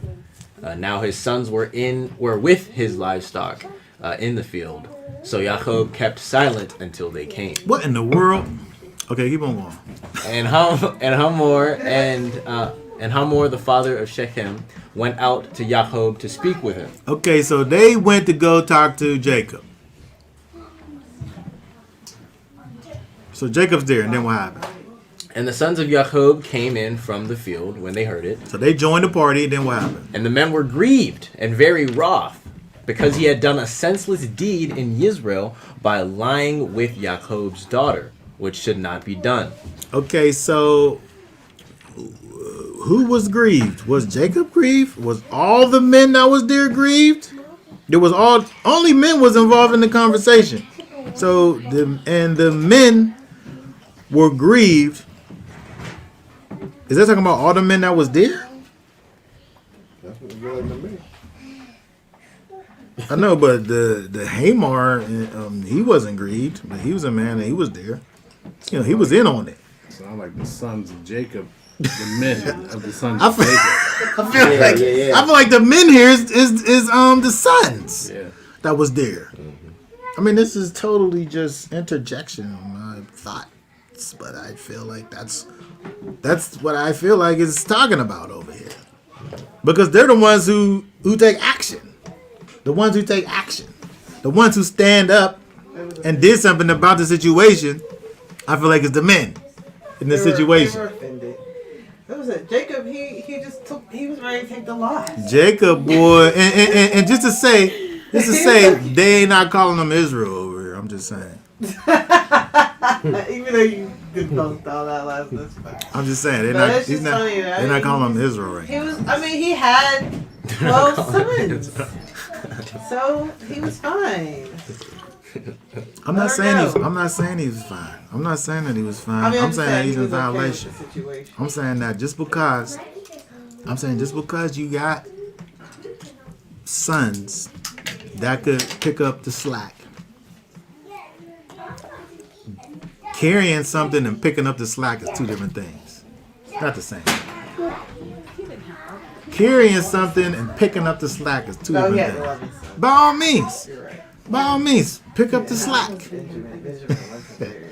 By every definition of the word, pick up the He had slack. 11 sons. But not daddy's 12. carrying it, right? Daddy's carrying it. But you could pick up the slack. He's stepping out the way over here. Is he involved in this thing? Everybody's there. Look, go down. 11. Jacob is Jacob. 11. It says, and Shechem said to her father and her brothers, "Let me find favor in your Hold eyes." on, he's speaking to everybody. What you speaking to them for? I'm saying they made their presence known and injected themselves into the situation where they really was supposed to just be hanging out, just kind of just standing off on the side while daddy taking care of business. But it became necessary for him to have to talk to everybody. Especially when you think about how he kept silent until they came. So it's almost like he was like, wait until my sons get here. Then I'll do it. Well, it sounds like, well, from reading, it sounds like he heard about what happened before He did. Shechem came. The sons heard about us after him. So are you saying he had time to process? Yeah, so he heard it.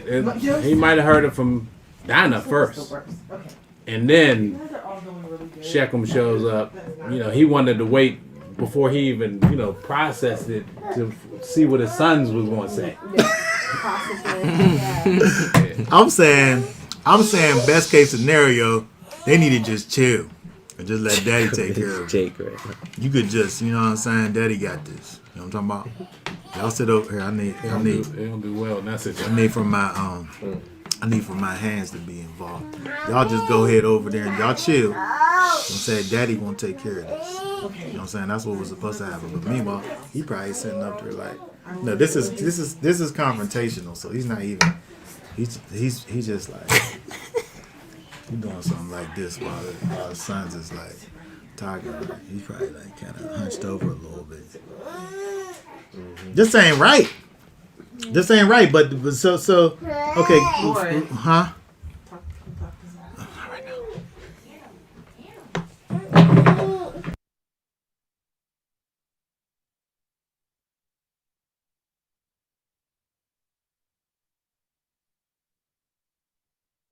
Okay, so when you look at read the rest of this verse 11. 11. And Shechem said to her father and her brothers, "Let me find favor in your eyes." and whatever you say to me, I give. He talking to all of them. He talking to all of them because he even understands the fact that I need to get all of y'all favor, especially the sons. Maybe not so much the dad, but I'm talking about I need favor in all of your eyes. So whatever you say, I'm gonna do. And 13. But the sons of Yaakov answered Shechem. Who said what? Who said that? But the sons of Yaakov answered. That's crazy. That's crazy. How come Daddy ain't said nothing? He still was mad about everything, but he didn't want He too mad to talk. That's what it is. He's so upset that he can't even. He's speechless now, I guess, because he can't even Could he believe. be too old? No, he's not old for Bible old. He ain't Bible old. You know what I'm saying? Bible old ain't the same. Like he could be old, but he could still. You know what I'm saying? They still like, you know what I'm saying? They talk about when he get old, and then that's when you old, you about to die. Yeah, that's true. You think you about to die? If when you Bible old and it say that you old, you the next sentence you about to die. But until then, you ain't old. Yeah. So he should have been saying something, but he don't. The sons is the ones who say it. And so the thing that they asking is the impossibility. The thing that these people is asking of, I'm saying Jacob and his sons, is an impossibility. Because look over here. Jacob, I'm saying Jacob, 28, Genesis 28, read verse, what does that say right there? 1.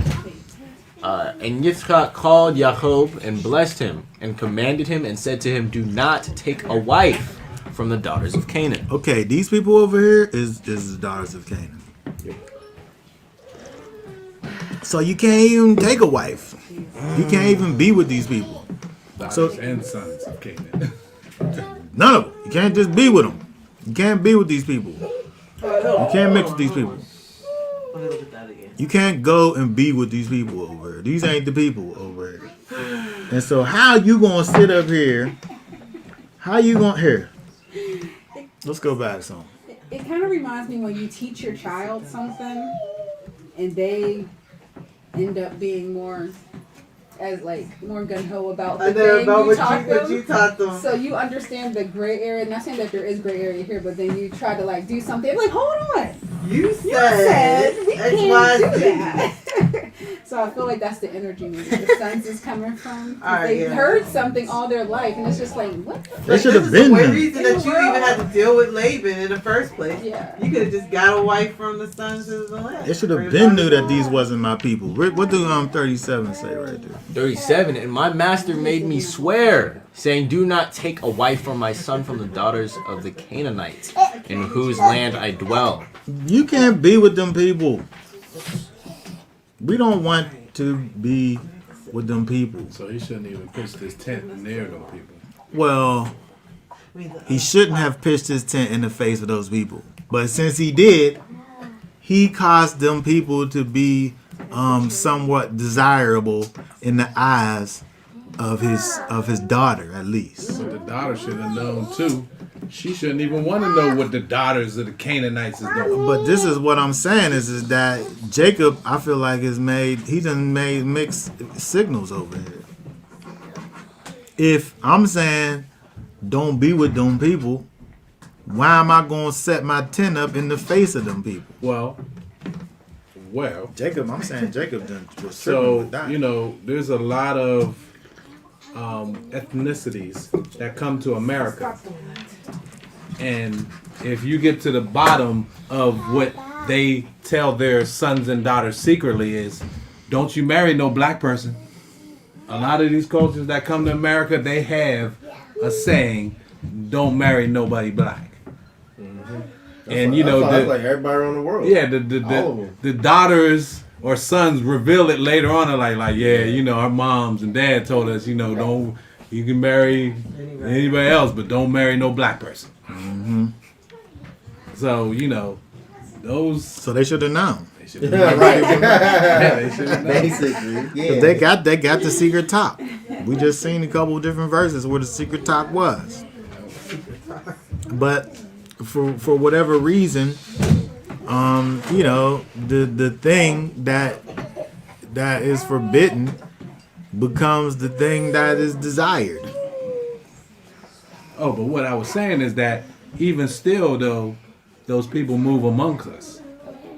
They live amongst us, but they have the knowledge that they shouldn't mix with us. Yeah, that's just separate. Yeah. So Jacob kind of did the same thing, but maybe he fell short on the teaching part. Like, listen, Yeah, I mean, obviously, I feel like obviously there was a disconnect on some things because Dinah, wanted to go and see what was what with them daughters. She wanted to go and see what was what with them daughters. Night on the town. Shechem look like this hot. A night on the town. Yeah. Okay, so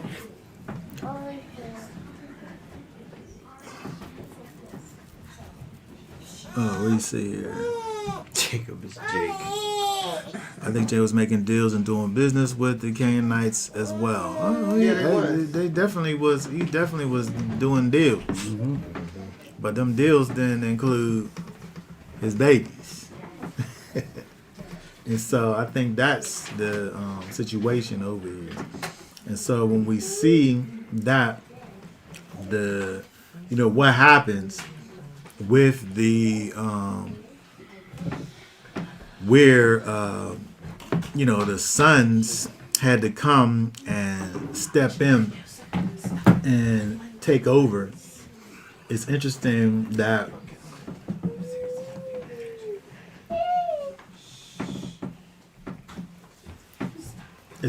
what we see over here now. When let's drop down to 15. Hold on, I gotta go back to Bear Sheets 34.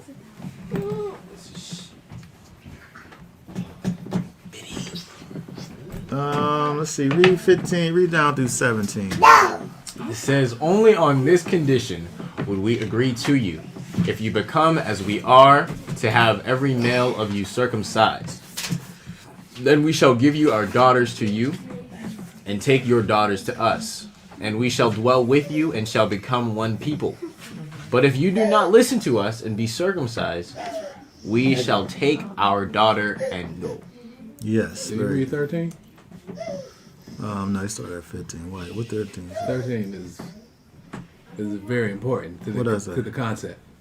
But the sons of Jacob answered Shechem and Hamor his father, and spoke with deceit, because he had defiled Dinah their sister. So it wasn't Yeah, they Jacob done. that answered. Yeah, it was the sons, and they done. They done with the situation. So we can see from up here, first of all, that the sons, they about to take action. But the thing about it is that the way in which they take action is interesting because they're dealing with the fact that this sign of the covenant that they are requesting that they do for those people is not entering into the covenant. It's them taking on the circumcision, which is the sign of the covenant, but there is disconnected from the covenant, I think. It's almost at this point, it's kind of like this arbitrary thing that's being requested of them, not connected to the covenant. It don't say nothing about the Most High, the Elohim of Abraham, Isaac, and Jacob, none of that. Just do this thing. And so when you think about what we see in 13 in terms of the fact that they're speaking to them deceitfully, this is just the plan the whole time. We not crossing y'all over. We not causing y'all to be Hebrews like us, y'all about to get it. And that's always only what this situation is. And so I think about the way in which, we looked at this, the way in which the sons here deal with these people. And when we think about the severity of, the offense here, the defiling of the sister, where, something had to be done. And I think that something that we can able to look at this situation and learn from, this to me, I think helps us to understand, the position of daughters, women in general in the community need to be protected. And the brothers, this is what they're trying to do on the back end of the situation, understanding what happened. And, you can't reverse time and go backwards and undo what was done, but they're going to get some recompense as a result of this. And, they was set on doing it, between themselves, understanding that, Daddy, he ain't about this life. We're gonna just have to take care of our sister, because we're not gonna have these people out here having our sister looking like a street walker out here. But today it's hard to protect, our sisters when they out here saying, "I don't need no man."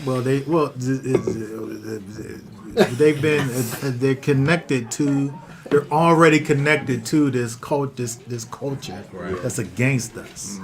And so that's the whole problem. People have to be really just we have to be able to get to the place of unlearning these ways and thoughts. And when we look back to the scriptures help for us to understand the way things are supposed to be. When we think about Jacob and his family, who were people who were out here following after the Most High. The Most High is supposed to have been the main influence of their life and the ways of life. And there was a little bit of a chink in the armor of Jacob and his family situation, which allowed for Dinah there to slip through the cracks. And then we see what happens. But we're able to also see kind of the structure that should have been in place. We see what went wrong, and we are able to understand how something like that could have been prevented, even by just seeing, what we have here. And so, it helps for us to be able to understand and, for us to think about the way in which we, men, have to be protectors of their families.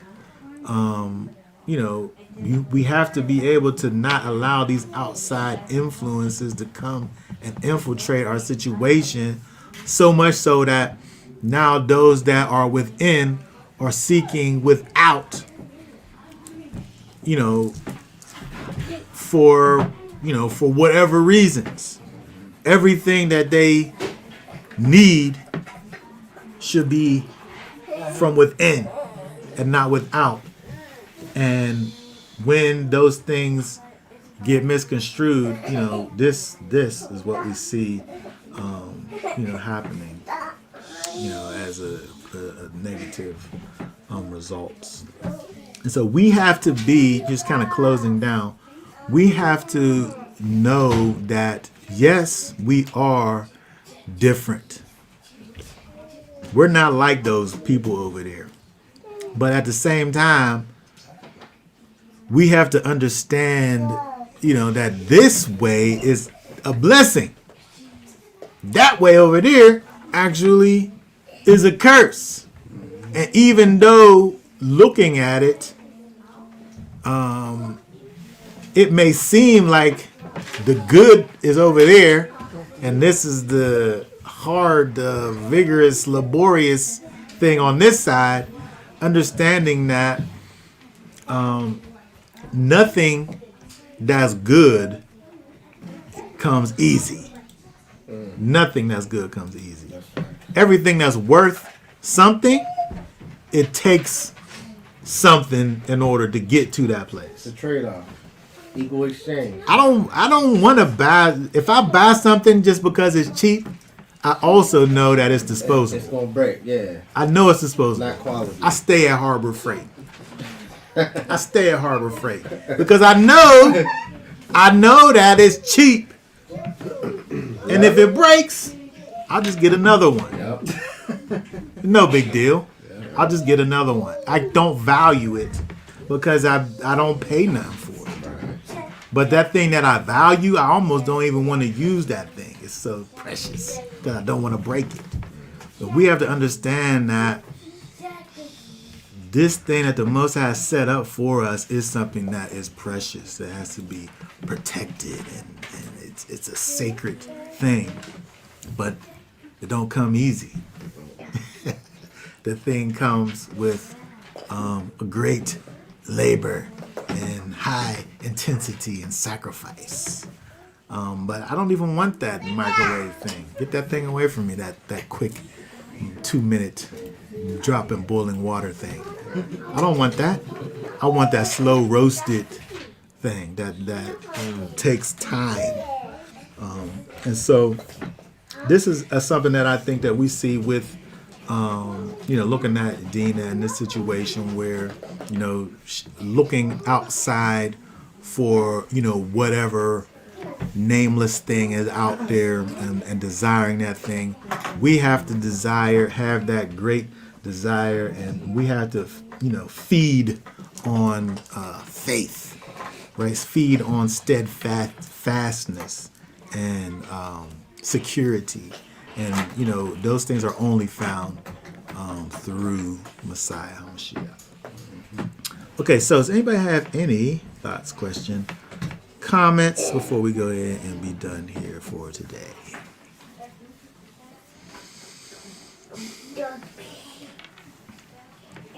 All right, that being said, we'll be done for now, shut down. We will say for now, Shabbat Shalom. Shabbat Shalom. Y'all willing, we'll be able to come back and do this again on next Shabbat. All right. Shalom.